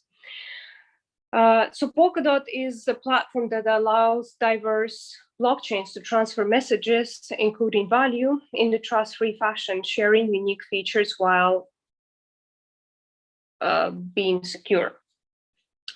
It is scalable, heterogeneous, and multi-chain technology. And what is important, I guess, to discuss today is how everybody can take part into it, because we're here today to give opportunities to young women, to graduates, and to professionals who want to change career. So like myself, I changed career from architecture into technology and business management consulting. So there are several ways that you can participate in Polkadot. It is not actually just about building and developers community, but it's also about marketing, content creation, translations. So anybody who would like to be a part of the Polkadot Ecosystem can join us through an ambassador program. And this will give you access to internal Discord channel and some of the platforms like Polkadot Pathways, where you can learn what Polkadot is, because really the challenge of nowadays is to educate people who have no technical background or who don't know how to code, how to enter this space. Because just like the internet at the beginning, it was all complicated. Our emails were complex, chats used to be very much programmer looking like. Things evolve, and blockchain will evolve as well. And now we're at the point, we're more developed, at a more developed stage than, let's say, back in 2017, because UX and UI of many blockchain projects has evolved, and communities have grown, and there are many more professionals that can explain how to actually be part of the blockchain space and build your business here, build, media projects around it, marketing around it, and you do not have to know the code. So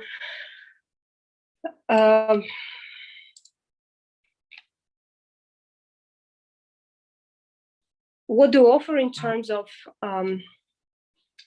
education? We have Polkadot Wiki. So it's a Wikipedia, it's an open source.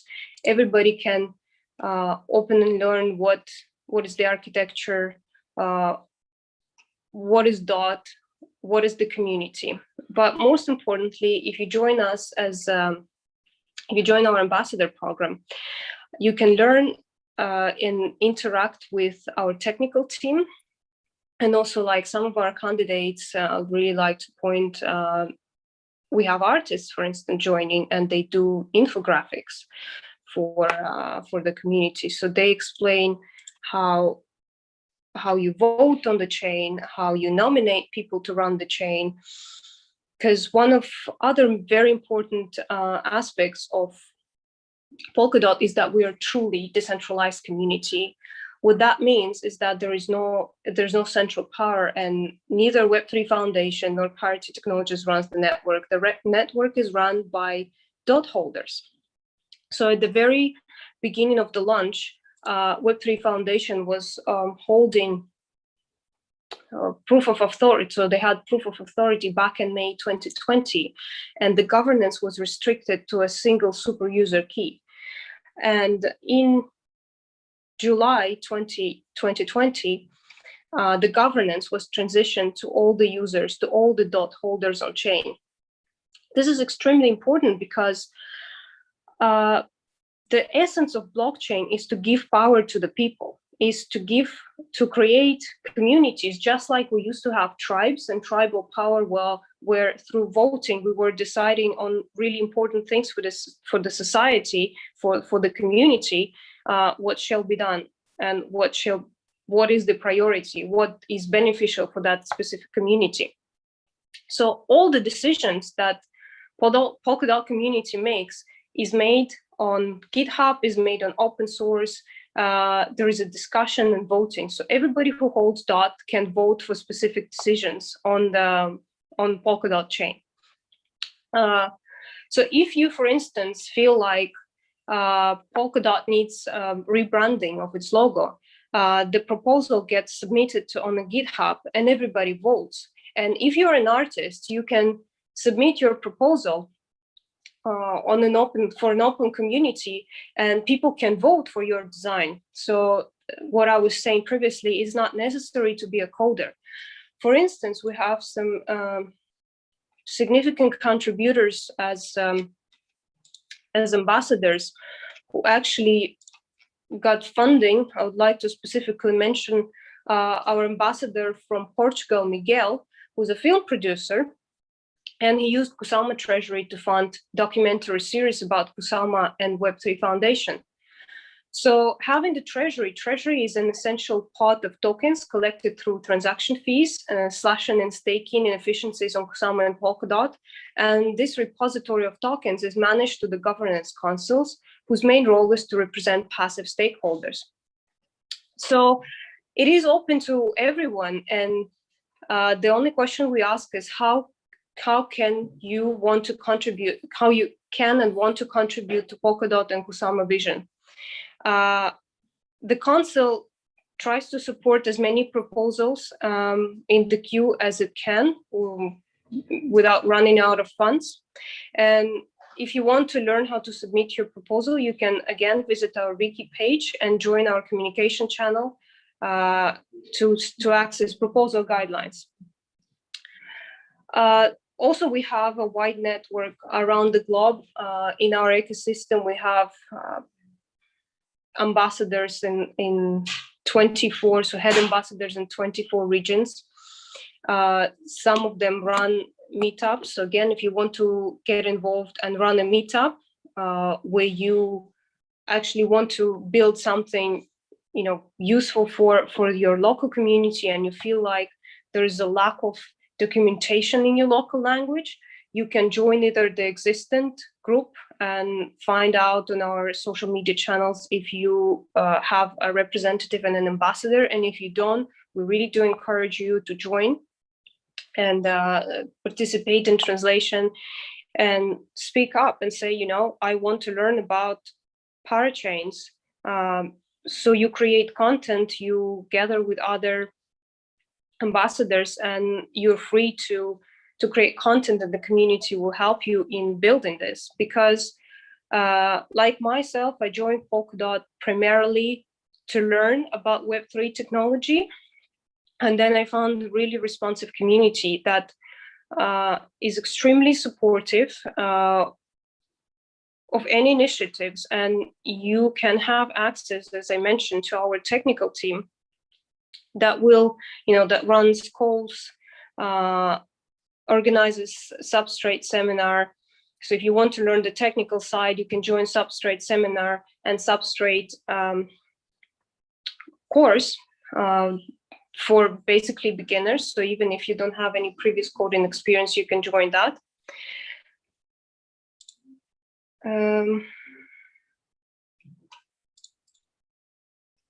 What else should I mention? So yes, I'm also available for any of your questions. And if you want to join any of the working groups, that is another thing that I would like to mention, that we have several working groups. So the community is organized around either content creation, localization, which means translation for your local country, in your local language, developers group, and events group. Due to the current situation in the world, we obviously mainly run events online, and we do monthly calls with different working groups. So that is a good opportunity for you to find the teams you want to work with, even when you're an existing business and you already have, for instance, a consulting company. You can find maybe developers or other people interested in the same area of business where you are operating, and you can create a project together and facilitate your work through this program. I would really like to move to questions, because I think it will be good to have a feedback and know who's watching us right now, and what kind of questions you may have about Polkadot, because I know that I won't go into very technical details, because as I imagine, we have sort of beginners as watching us today. So we really like to know what is, the general understanding of Polkadot, and how can I help to educate, and how can I help to, get you more involved in our community. Yeah, thanks, Irina, for walking through the Polkadot. Audience, if you have any questions, please drop your questions in the Q&A. She'll be happy to answer you.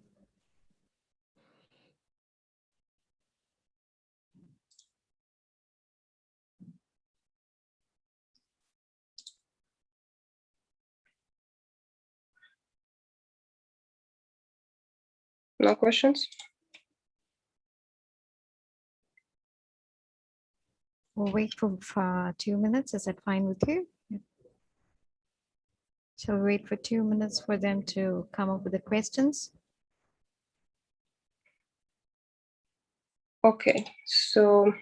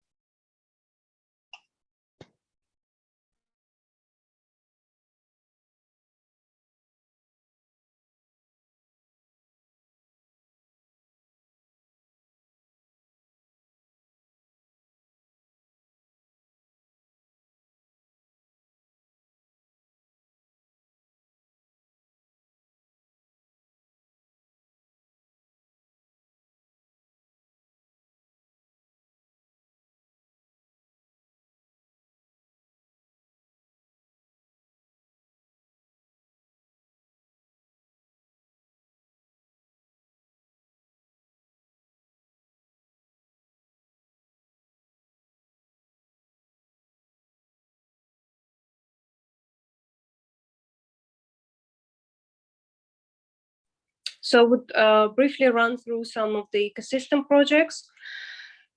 We have Edgeware. It is the WASM smart contract platform, which adopts a fundamentally different architecture. It is trying to create a system with lower coordination overhead. It focuses on governance and ensures more transparency. So it's more about smart contracts.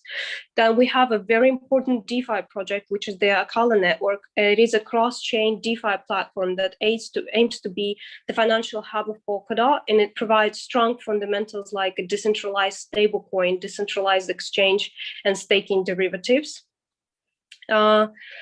We have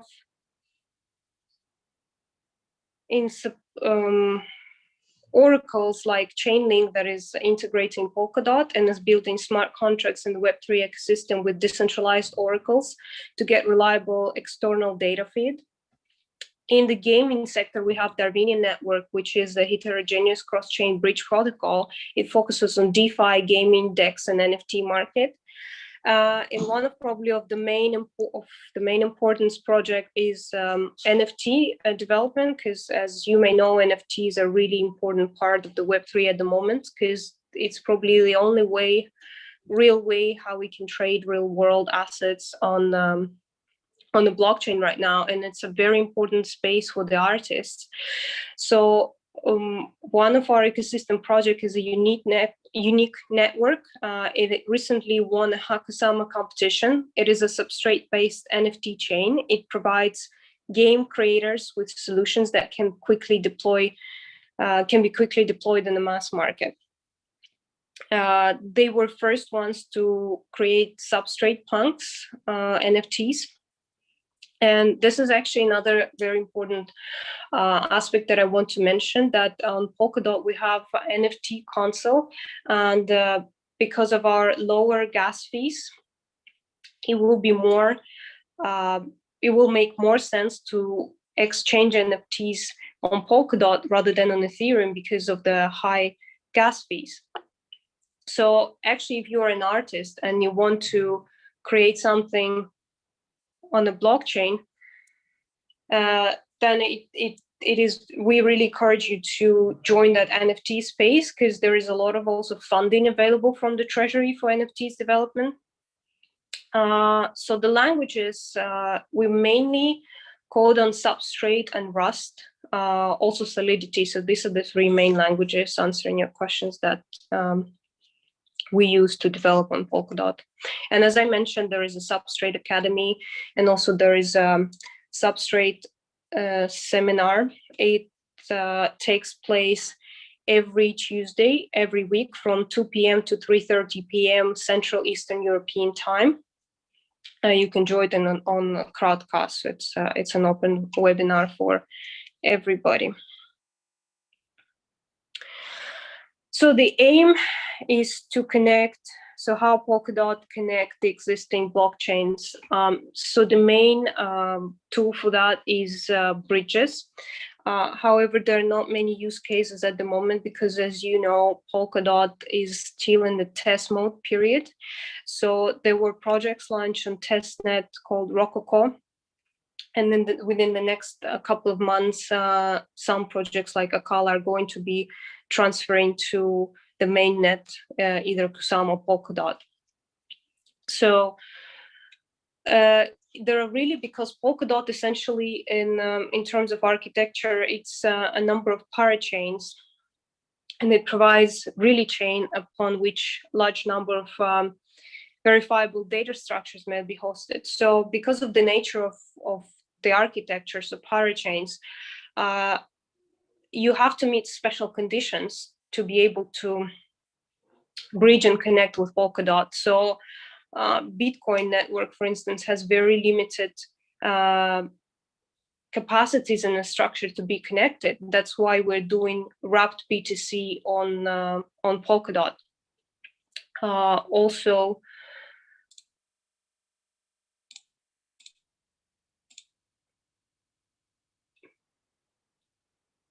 yeah, so like DeFi Hub, DeFi would be a very interesting space to watch for. So I really recommend you to follow Akala Network progress and social media that are probably, Akala is one of the most advanced projects on Polkadot, and they're solving lots of issues as things come up.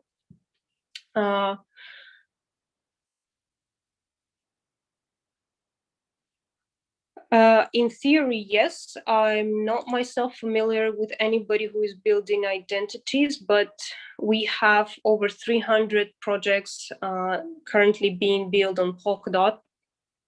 So it's a large ecosystem. It's depending on what you're interested, you can find teams building. Okay, one connect. So to connect with Polkadot community, I encourage you to join our Discord channel, as we don't tend to support Telegram as much these days because there are a lot of there's a lot of spam, and it became very difficult to protect people from scams. Because I need to mention also that we don't do any airdrops, any token distribution. So you have to really watch out for these kind of things, because we are building and they're legitimate projects. So follow only legitimate groups on Telegram. So we have Polkadot on Telegram, Kusama Network on Telegram, Discord is the best channel to join. Also our LinkedIn group. You can drop me a message on LinkedIn as well, and I'll be always happy to direct you either into our ambassador program or to our forums and communities. Any more questions? Public, yes. So do Polkadot supports both public and permission blockchain network? Yes, it does, because the aim was to build exactly these bridges between public networks and private networks, so allow companies to communicate and build wider ecosystems. So this is the actually the biggest advantage of Polkadot as opposed to Ethereum, right? Because we are looking into scalability. So we want all the internet, all the blockchains to be connected, essentially, because if they're not connected, we're not really, getting as much value out of blockchains as we possibly could. Because if we want to exchange, just like exchanging data, we can use different mediums, and you can send emails. It doesn't matter on which platform your email is registered. You can still send email from Gmail to Yahoo, for instance. So it should be the same in the blockchain space, that you can securely transfer your data and assets between companies, between organizations, or if we're talking about social media, we have to have that platform, several platforms which we can connect and transfer our information securely and share articles, for instance, for the intellectual property protection. If a journalist shares his article on one blockchain powered platform, he wants to make sure that information then can be shared and on other on other social media platforms, so he gets a better reach and wider audience. And then we have to guarantee that that network is secure and also that it is possible. Hope I answered your question. Thanks, Irina. Any more questions from the audience?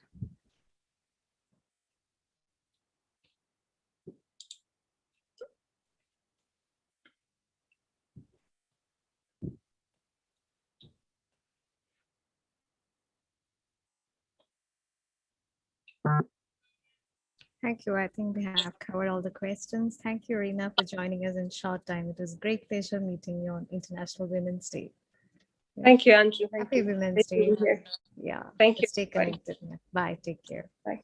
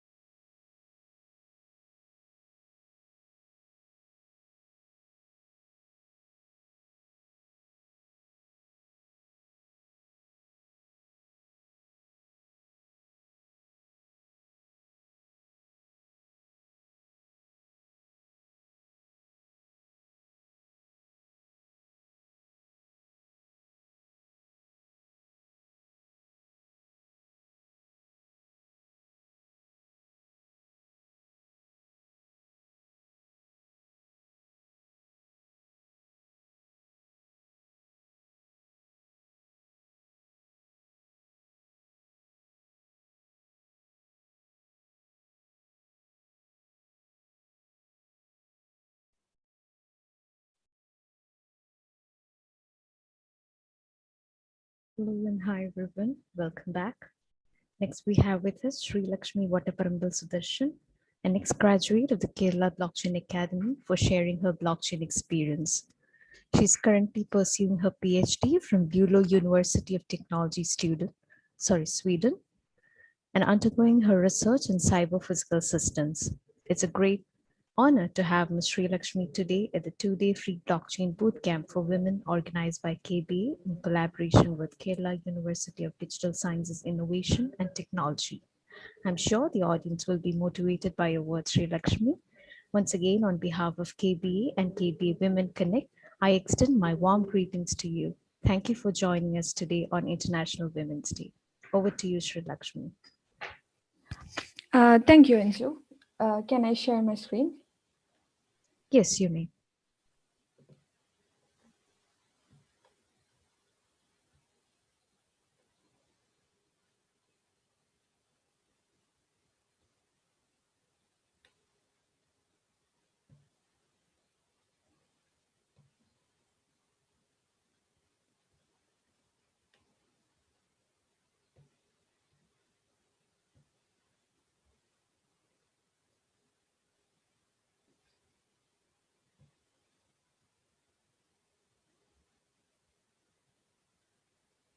Can you see the slides?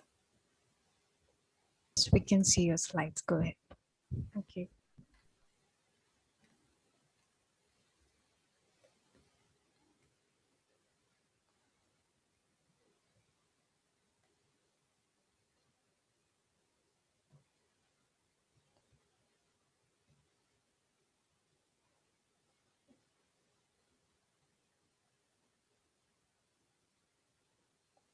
Great.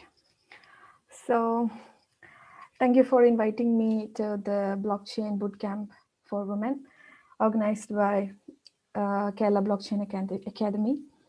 And I'm Sri Lakshmi. I'm a PhD student from Luleå University of Technology in Sweden. And my area of specialization is in the security, cybersecurity, mainly in IoT and cyber physical systems. Today I'll be sharing a few of my experiences with you. So my journey started from my bachelor's. I did my bachelor's in cyber forensics. There I learned about, that course was quite interesting, and where we learned about digital evidence collection and seizing of computers in a crime scene. So for a girl like me, it was quite interesting to learn stuff like that. And mainly we learned about how to collect evidences, mainly how to copy a hard disk of a victim's computer, and how to shut down a system when a crime is occurred, and how to suspect somebody, and how to log the different evidences and sequences of events happened. So these are the things I have learned in that course. And also that time it was quite popular about hacking. So we got a small simulation to practice ethical hacking. That was also quite interesting. And after that, while doing this course, one of my dream was to join Kerala Cyber Cell. I thought that was the only opportunity for me to join. At the end of this bachelor's, I realized that that's not only the only way. There are a lot of broad range of opportunities for students who pass a bachelor's degree in computer science. So I applied to IIIT and I did my master's in cybersecurity. That was a triggering point for me in my career. I still remember the orientation class given by IIIT, where one of my super senior discussed about the blockchain technology. And that was the first time I'm hearing this buzzword. So when I joined, at the time when I joined IIIT, I had a lot of questions on my head. There were a lot of cyber attacks happening, and one of the problems or the loopholes with existing technologies, applications were centralization. So I didn't know anything about decentralized technologies. So when I heard about blockchain, which is a decentralized technologies, and it can solve most of the problems that we were suffering of on that time, especially insider attacks, which is impossible. And as you all know, in a centralized system, there are a lot of problems with its main property, centralization. We cannot trust the admin. If the admin is corrupted, then the entire system is corrupted. So this kind of malicious attacks, manipulations, and of course there's a list of attacks that can happen. I'm not going to that list because it's huge. Of course, they can target your financial status, your physical status, means your medical data, and also even you itself can be hacked, like identity problems. So this was a very concern that I had. So after hearing about blockchain, that was very curious because it's decentralized, it's transparent nature, and the immutability, which means you couldn't change anything, and the transparency means you can see what is happening. Everyone can see in the network what's happening. So all this stuff, this was really interested, and I got an opportunity to meet these people who were working in blockchain, and we were in a group, and I was given a few opportunity to work in a project.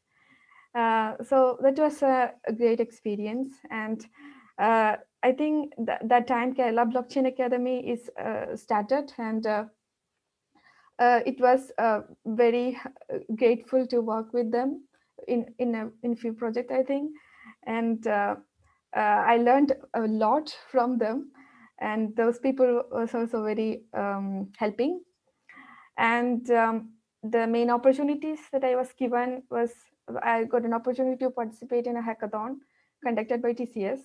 And on behalf of Kerala Blockchain Academy, we were about to participate, and it was a great platform, great exposure for me to understand real-time scenarios where we can use blockchain technology, and to listen to others' work, as well as our project was based on Kerala Flood Relief Fund money management system. And also I realized that even that one was a great exposure and a large platform for students to participate and share their knowledge through their skills. However, the number of women participated was quite low. And also when we come back to the college itself, people who, students who participated in other projects, who involved in projects apart from their syllabus, was most probably women were quite low. For me personally, I learned a lot from my friends, and the proactive nature of my friends that motivated me to become more proactive, that helped me a lot. And when we come to IITMK and KBA provided another few other opportunities. Like I was given an opportunity to participate in a summer research fellowship program, and also through blockchain technology. The project was identity management using blockchain. That was also a turning point in my career. And so most of these opportunities that I was given was based on the newer technologies like blockchain and Internet of Things. So I suggest you to learn newer technologies like this, because people out there know a lot professionals are there who knows Python, Java, HTML. They are experts, but people who know these kind of newer technologies are few. So there is a great wide range of opportunities for youngsters, freshers. And so these were the things. And at the end of my master's, I realized that I have to learn more and more, and I want to learn more about this technology, about cybersecurity especially. So I decided to choose research oriented studies. So currently I am doing research PhD in authorization techniques in Internet of Things and cyber physical systems. So we will be using blockchain and other decentralized techniques in the near future. So that's the thing that I want to ask, that I want to say. And about women empowerment, of course, there are a lot of opportunities for women right now, and many universities, colleges, and companies are providing a lot of sessions like this and initiatives for women empowerment. So as a woman, you have to use these technologies and use these opportunities to prove your skills, and every dreams of yours will come true. And so we need more women. Even in my university, the number of women who is doing research in these newer technologies are quite low compared to men. So you have to come in front line. That is possible, and everyone will be there to help you in your journey. And so that's it. So you come forward and make this world a more better place to live. That's it. Thank you. If you have any questions, you can ask now. Thank you, Sri Lakshmi. That was a fair sharing of experience. I have a question. Do you have any hacks in hand that can help the women to simplify their life in technology-based field? I mean, when it comes to a technology-based profession, is there anything like that can lighten the journey of women in the sector? Yeah, of course, yes. That, for example, I told you about this blockchain technology. This is an opportunity for women to prove their skills, because as we all know that some traditional technologies that were there are already experts are there in the society. So it is quite hard to get into that track. So if we learn newer technologies like blockchain, Internet of Things, this can this is more easy to get into a company with a high position, or even in research field. Also, these newer technologies are encouraged. They are encouraging newer technologies, especially women.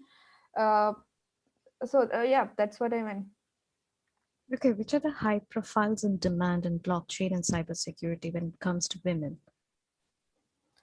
When it comes to women in blockchain, it mostly I think there are. I listened to a few people's talk here today, and I didn't know that there are a lot of women working in blockchain. That is a happy thing to hear that a lot are interested and working. And when we go to Internet of Things in cybersecurity, there are a lot of peoples. Even in my area, women are few when we look into professors level, but when we look into the low level, like PhD students, there are few people who are working on this, and they are trying to move forward. And yeah, in the near future, we can see a lot of faces, famous, illustrious faces in the internet who will be changing the future. Thank you. Audience, if you have any questions, please drop them in the chat box.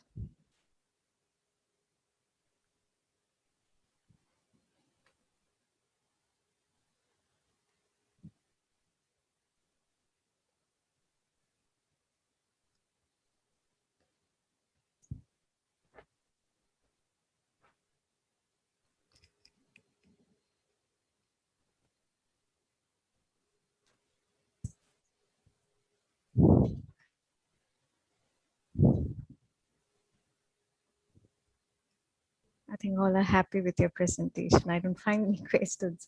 Okay, thank you, Sri Lakshmi, for joining us today. That too in a short time. Okay, thank you so much. Wish you all the best in your future endeavor. Happy Thank you so Women's much. Day. Happy Women's Day. Thank you. Bye-bye. Bye.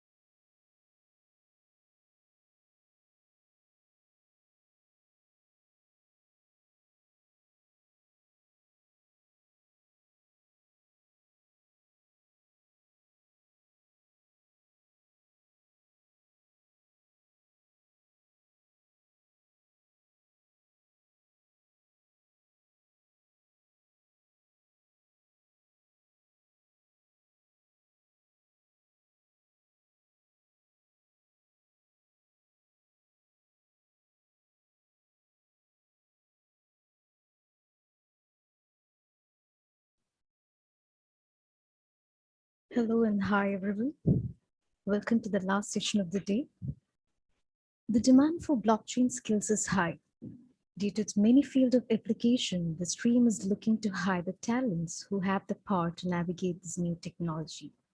To bid adieu to the first day of the 2-day free blockchain bootcamp for women organized by KBA, we have with us the young, talented, and free sprinter technologist Jen Bucco keynoting on career opportunities in blockchain and cryptocurrency.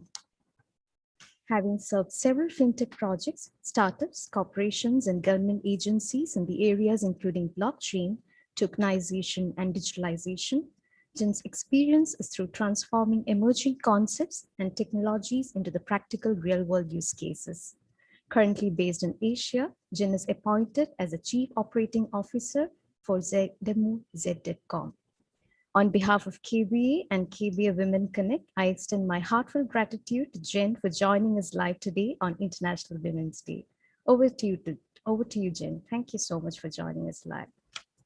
Good evening, Andrew. How are you doing? First of all, I would like to say thank you and my gratitude to yourself and the team at the KBA at Kerala Blockchain Academy, as well as the Digital University of Kerala.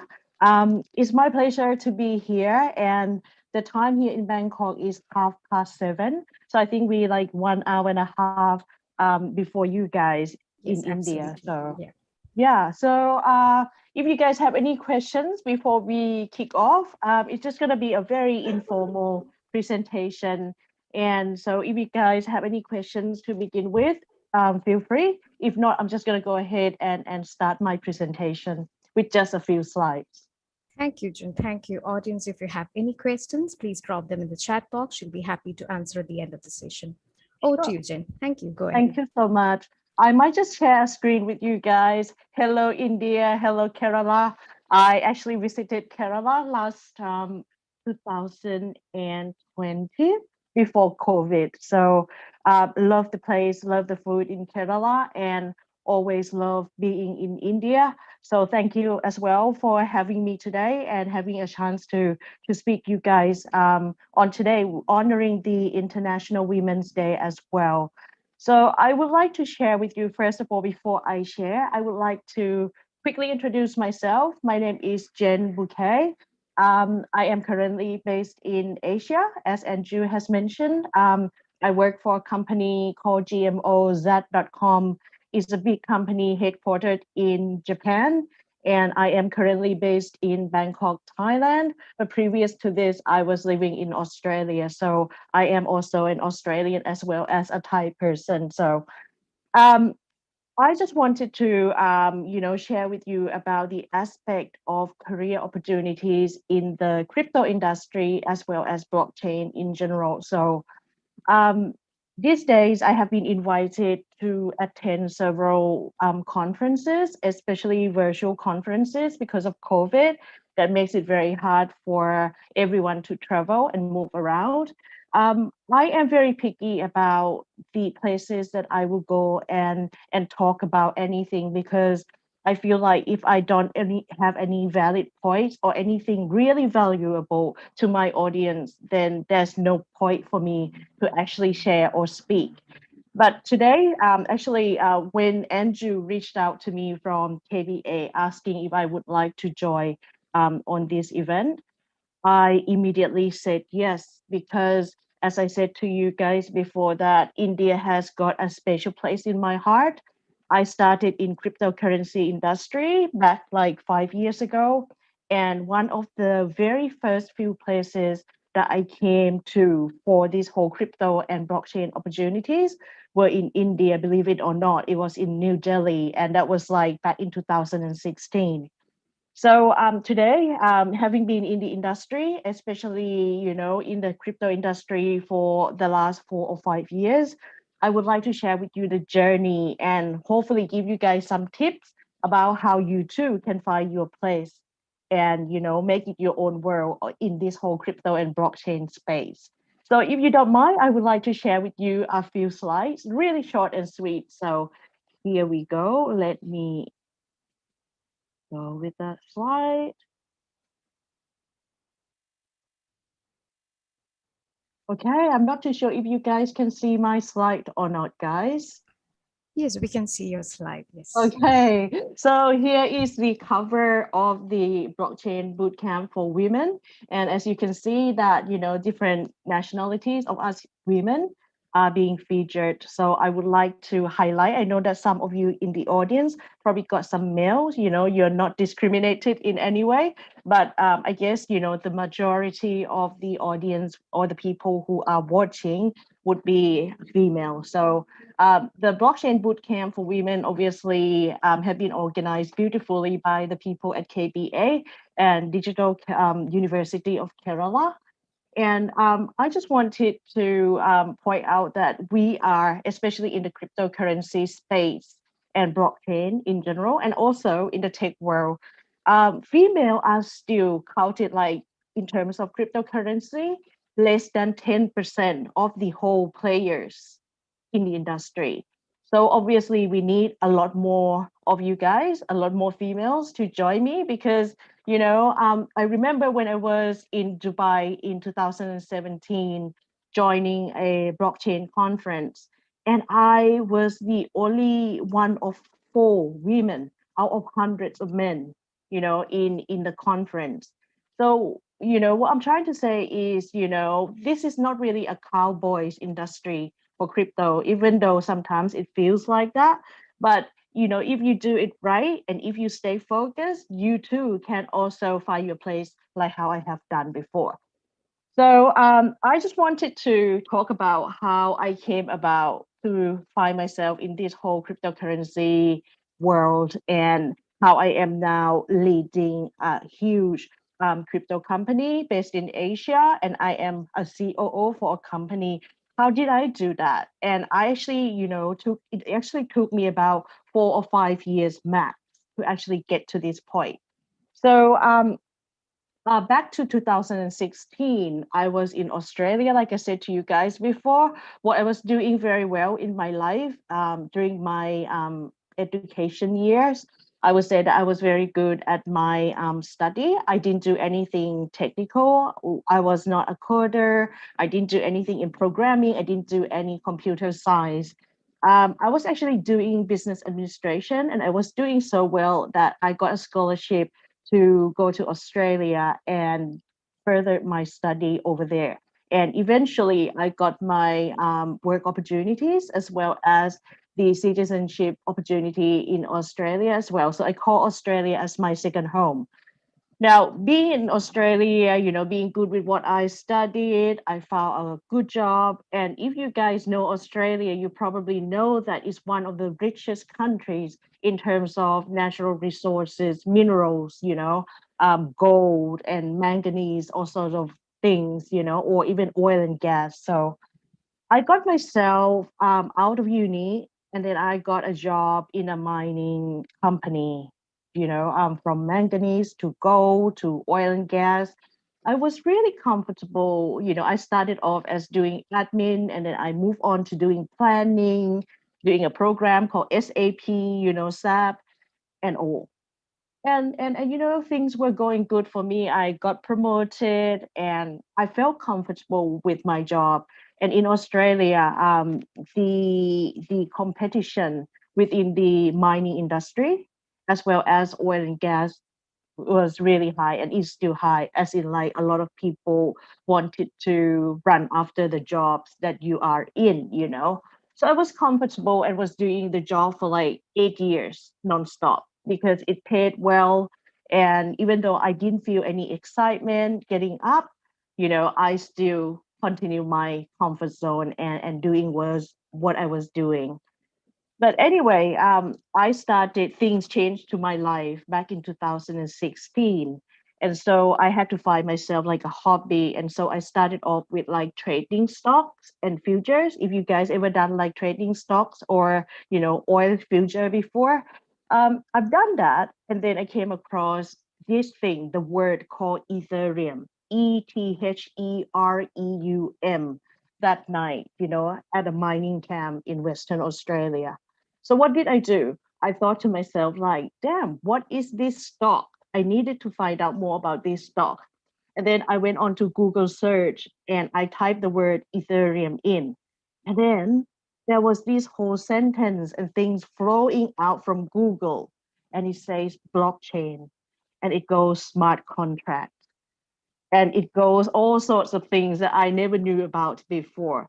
But from that point onward, that late night, it actually brought a lot of things in terms of I started to do a research more and more about this whole Ethereum and this whole blockchain. And then as I was discovering it, because it's so new, imagine like 5 years ago, it was so new, but it kept me awake at night. So what did I do next? I went to my manager and I said, look, thank you for the promotion at my site. It's been really good. I decided that I wanted to quit the job that I've been doing for like 8 years and I wanted to go for a new industry. So my manager was asking me like, are you going into like, are you going to try to further your education? Or are you going to try something different in terms of going to a different thing like, another oil and gas plant? And my answer was no, I'm actually going to go into this whole crypto business. I wanted to find out what is so about, what is this Ethereum, how it all works, and what is Bitcoin, and so forth. Can you imagine like, the reaction of my colleagues? I was in like one of the best places to work in Australia, and I just decided to throw it away. And I said I believe in crypto and I wanted to find out more and find my opportunities there. So obviously, the manager and the people at the company back in Australia, they all were thinking that I was going crazy. But regardless, despite how many people call you crazy, I mean, they actually meant well, they actually care about me. So they thought I was crazy.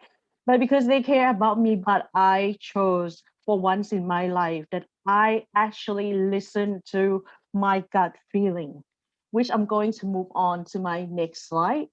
Number one, in order to find your place in this whole new industry, such as cryptocurrency and blockchain, you need to listen to your gut instinct. Just how I did before, like I said to you guys, I was really comfortable with one of the most well-paid job in Australia, doing something that I didn't actually like, but it paid the bills. So I never took any risk. But when this whole crypto came, this whole Ethereum came, I got really excited. And for once, I listened to my whole gut instinct. And I actually decided and made a decision to go after my passion, even though I didn't know. I didn't know at the time whether this whole crypto thing would work for me or not. And maybe the people were right that I would return back to the mining industry like in the next 3 or 6 months. That's the time that they gave me. So anyway, long story short, I quit that job because I listened to my gut feeling for the first time in my life, you know. And the reason why I did that is because, how we all get comfortable, but there are times in our lives when we come across something and we found ourselves like stay awake at night, doing research, wanting to find out more, having fun. You need to really recognize all these signals that your instinct is sending to you. So for once in my life, I listened to it and I kept going. So you need to also stop playing it safe. So after I left the job at the mine site in Australia, I wanted to find out how this whole token, how like people create a coin or a token based on a smart contract, and they use Ethereum blockchain. And during 2017, as a matter of fact, a lot of people or companies or projects actually come up with what's called like a white paper, which is like a business perspective, and people come up with an idea, basically nothing to back those ideas, but they come up with good ideas, and then they started this whole smart contract on the Ethereum blockchain, and then they create all these different tokens. I was so amazed by that.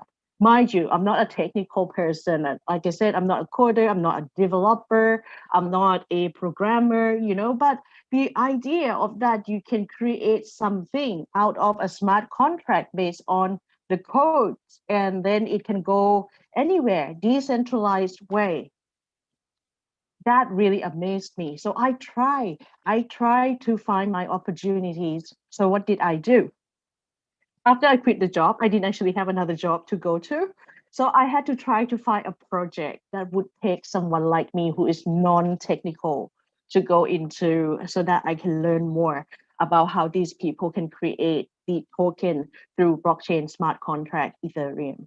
So I actually gone through a lot of websites. I started to be vocal on social media. And can you imagine, like 4 years ago, there were not many females at all. And then I made a post about something, about token or about a coin or about Bitcoin, and it actually went viral because there was so small amount of females, that small, that, when one female was vocal about this whole cryptocurrency, it went viral. So it went into my favor.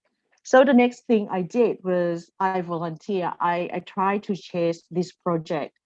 I would not name the project because it's in the past, but I was chasing this project and I said, look, guys, I wanted to learn. Can I please translate a white paper for you for free? Okay. So I stopped playing it safe. Remember, I was like coming from a very safe job, a very highly paid job, and I threw that away. And then I asked someone, a project, saying that I wanted to be part of it and I wanted to do a translation work for them for free. And in my favor, they said yes. And that project, basically, they were creating a white paper, and then I had to translate into a foreign language. In that case, was Thai language. And then what they did was they created tokens, a number of millions of tokens on ERC20 or Ethereum blockchain. And it actually started off really, really well. Like it had a really good exposure and all the good people were coming together to be part of this project. However, my first gig, I was doing well as a translator. And later on, they promoted me to become part of their marketing, which I was really, really enjoying it. But that project in the end turned out to be a flop, like a total flop. It failed miserably, like failed, and I was in shock. Like this dream of me, something that kept me awake at night, that dream, the passion, I wanted to find out more. It turned out to be just something that people call a flop. I didn't take that very well. I felt like I failed. And more on that as well, because then, as I said to you, there weren't that many female voices in the industry. And people knew that I was backing that project. And since it became a flop, people started to attack me online. It was so bad. And at that time, me being so new to this industry, a female, I wasn't used to it. I didn't know how to handle online attacks when people attack you online. So what did I do? I thought I was right. So I retaliated. I responded. Now I learned. I learned my lesson, of course. I'm not going to respond, but in the past, I used to. So I felt super hurt at that time. And I felt like I also felt. But then, please do believe that as you guys probably gone through things in your life, right? Time heals everything. It took me about 3 or 6 months after that, things settled down. And then new projects came in, more opportunities came in. And what did I do? I stay honest about, look, I failed. Look, I've done this, look, I've done that. I've been honest about my situation. And there were some projects that actually took me and said, no, we don't care about your flop. You can leave it there. Let's move on. Let's do something good together. And so I got an opportunity to join different other projects. ICO, if you guys heard of initial coin offering, where people can actually raise millions, creating all these, coins or tokens on ERC20, Ethereum blockchain. I was part of that time, of the ICO craze. So I was part of different projects. A lot of projects were really, really successful, thank God. But there were some projects as well, beside the first one, that also fell. So what I'm saying here is number 2, if you can see my slide here still, stop playing it safe, even though it was difficult, whatever that you are facing, because when you're getting yourself into a new industry or trying new things, you're going to have to find your challenges and you have to probably face obstacles. So stop playing it safe and actually have fun with it. Number 3, I really wanted to pinpoint, be an expert in your field. I don't know what you guys are doing. Like, please, if blockchain development is your degree, or if you are in computer science, or if you are a coder, for example, make sure that what you do, you already are an expert in that. And if you are not, please do whatever you can in your power to make sure that you are. Because there's no point, for me, what I'm trying to say is, for example, if you are a brilliant coder, then you can do more in areas such as, for example, if you wanted to do a blog or share some knowledge to do with, coding or any other things. There's no point if you're not good at what you do right now, because it's very hard for you to actually, get yourself into another opportunities. Number 4, power of networking. The whole virtual conference like this one. I used to go to a lot of physical events, especially overseas, like Dubai, Japan, what else? Australia, America. Such a really, really good thing for you to put yourself out there if you can. I understand right now we are living in a very difficult time because of COVID, and some people have lost their jobs and etc. So if you can, for example, this event, the free bootcamp for women in blockchain, join them, talk with the people, connect with people. Okay. Number 4 as well, power of networking. Power of networking, this also includes platforms such as LinkedIn. Has anyone here on LinkedIn? I know from a fact that myself and Andrew are connected together through LinkedIn. So I must say that, especially with the nascent industry like cryptocurrency and blockchain, LinkedIn is super, super powerful. I cannot tell you how many good opportunities I have been given to me through this platform. So if I can, you can as well. But you need to actually create your brand. That means you need to interact with other people on the platform. And if you can share your knowledge, like I said to you, number 3, be an expert in your own field. If you're good at coding, you share the coding knowledge or news with other people. That is actually how you grow your network. And that's how you're creating your own brand through LinkedIn.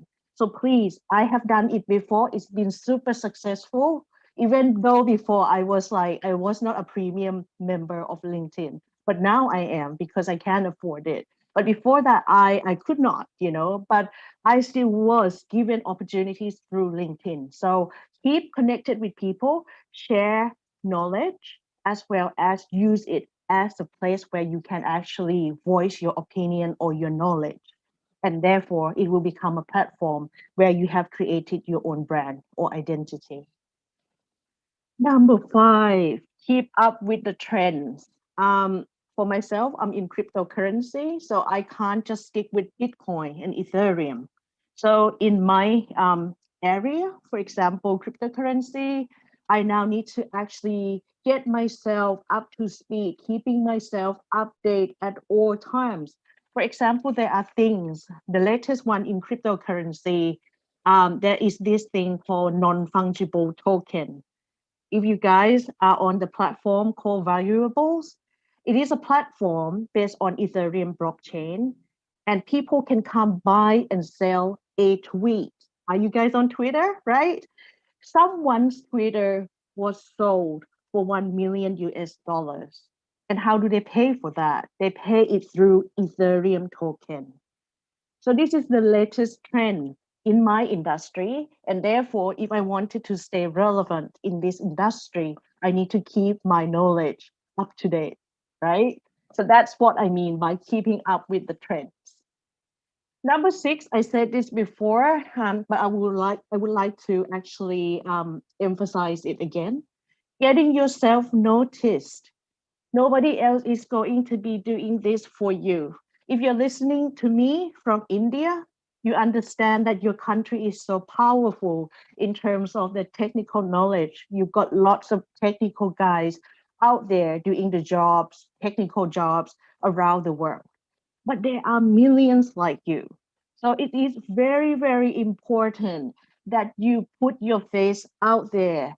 You know, you have to create your own brand and get yourself noticed. You have to be standing out from the rest of your crew. So how do you do that? As I said to you before, if you would read the list above, you need to be very good at what you do. You share your knowledge, you get your voice heard, you connect with other people, you create your own brand, and then people will know who you are, okay? Now the last one, expand your horizons. Don't just get comfortable. Like for example, like myself, I was comfortable living in Australia, 8 years in the mining site, you know, my life was great. But you need to expand your horizons. You need to go to a different place if you got the opportunities. If you got job offers overseas, go for it. Try to, you know, expand and get out of your comfort zone. Now, the next one, I would like to move on. Sorry, I got really passionate talking about my whole experience because I really wanted to share everything in a very short period of time to all of you because as I said to you guys before that the first place that I went was in New Delhi. At the time, people started to know me in this whole cryptocurrency and blockchain. I went to a conference in New Delhi and I was thinking this is going to be great. It's all going to be all about me. And then I was looking out on the road. I was in a taxi from the airport to a hotel. And then I saw, you know, on the street of India, you can see a lot of people don't have the same opportunities. And I saw this kid on the street and I thought to myself, this thing came to my mind. I'm not too sure if you guys are familiar with cryptocurrency, but there was this guy called Satoshi Nakamoto. He's the one who invented Bitcoin. Actually, we can't identify whether it's a he or a she or a group of people. Anyway, Satoshi Nakamoto idea about creating the whole cryptocurrency or decentralized currency was to make this whole financial economy in the world better and fairer for everyone. So when I was looking at the kid, you know, in a busy Delhi street, I was thinking to myself, like, hey, Jen, maybe what you are doing right now about this whole cryptocurrency and blockchain, it might be a tool that would be transforming wealth. It might be the thing that actually would make this world actually better.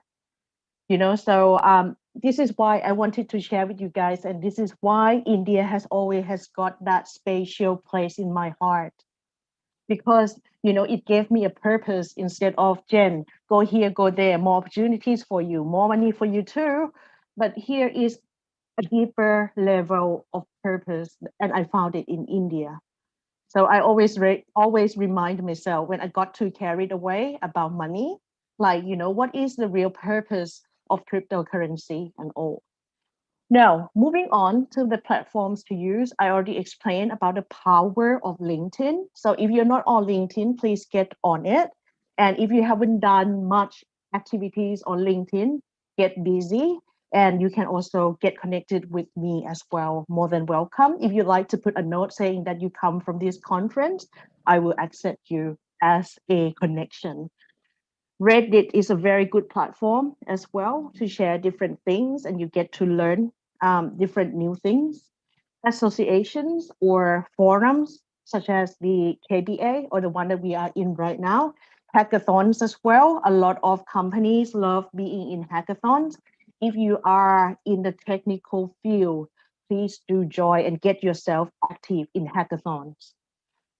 International job search. This is a tip for me. If you guys are looking for opportunities overseas, I would recommend countries that are such as Australia, Singapore, Thailand, and Malaysia. These countries have a shortage of technical skills, especially cryptocurrency and blockchain.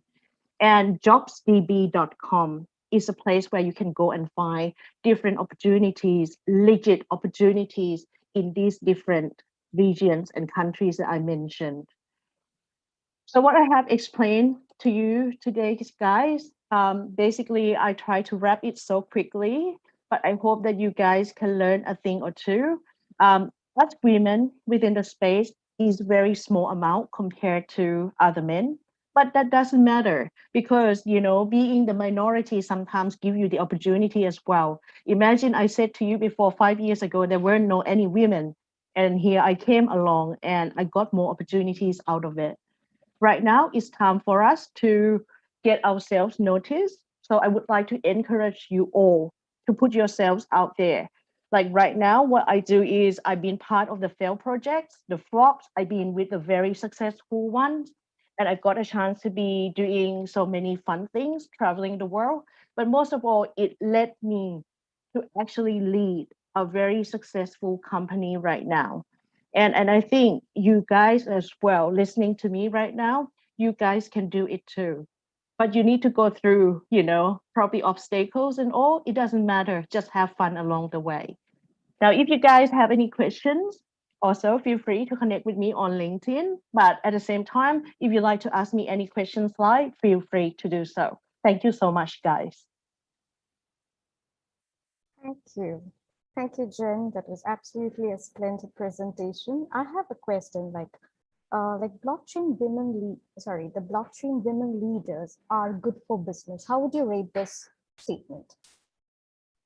Come again with the question. I was losing you for the last sentence. Okay, the question is like blockchain women leaders are good for business. How would you rate this statement?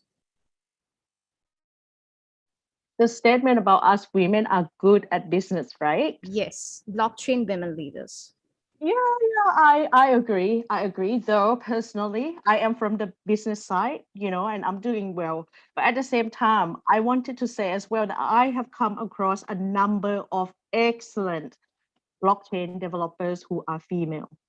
So it's not just about the business side or aspect, on the technical side as well. I think females actually should be recognized more in that area. But for business, thank you very much. I take that as a compliment for us women on behalf of all women in the blockchain space. Yes. Thanks, Jen. And one last question from Shaishta Ali. Can you share the resources, the roadmap to learn more about blockchain? If you have any resource, you can please share it in the chat box. For the blockchain or cryptocurrency in general, and if you talk about roadmap, that is also a very broad area. I would say that, you know, do ping me in person. I might not be able to answer all the time because I'm a very busy woman. But at the same time, you know, if you wanted to suggest, like, can you share about this? Ping me, even drop me a message on LinkedIn as well. And what I would usually do is to share that through the post, or then I'll be able to cater to what you wanted to know more. Because when you say about the roadmap and etc., you know, the materials or the resources, there are so many places that you can go out there. But whatever I would recommend, I would like to recommend that personally. So I would say that on a different session, you know, through a chat, and then suggest that to me, and then I will put it on my post and make it public and share with you. Thank you, Jen. I think we have answered all the questions. Once again, thank you for joining us live today on the International Women's Day for 2-day free blockchain bootcamp for women. I hope we can associate in similar events in the future. Looking forward to the same. Thank you once again. Happy Women's Day, Jen.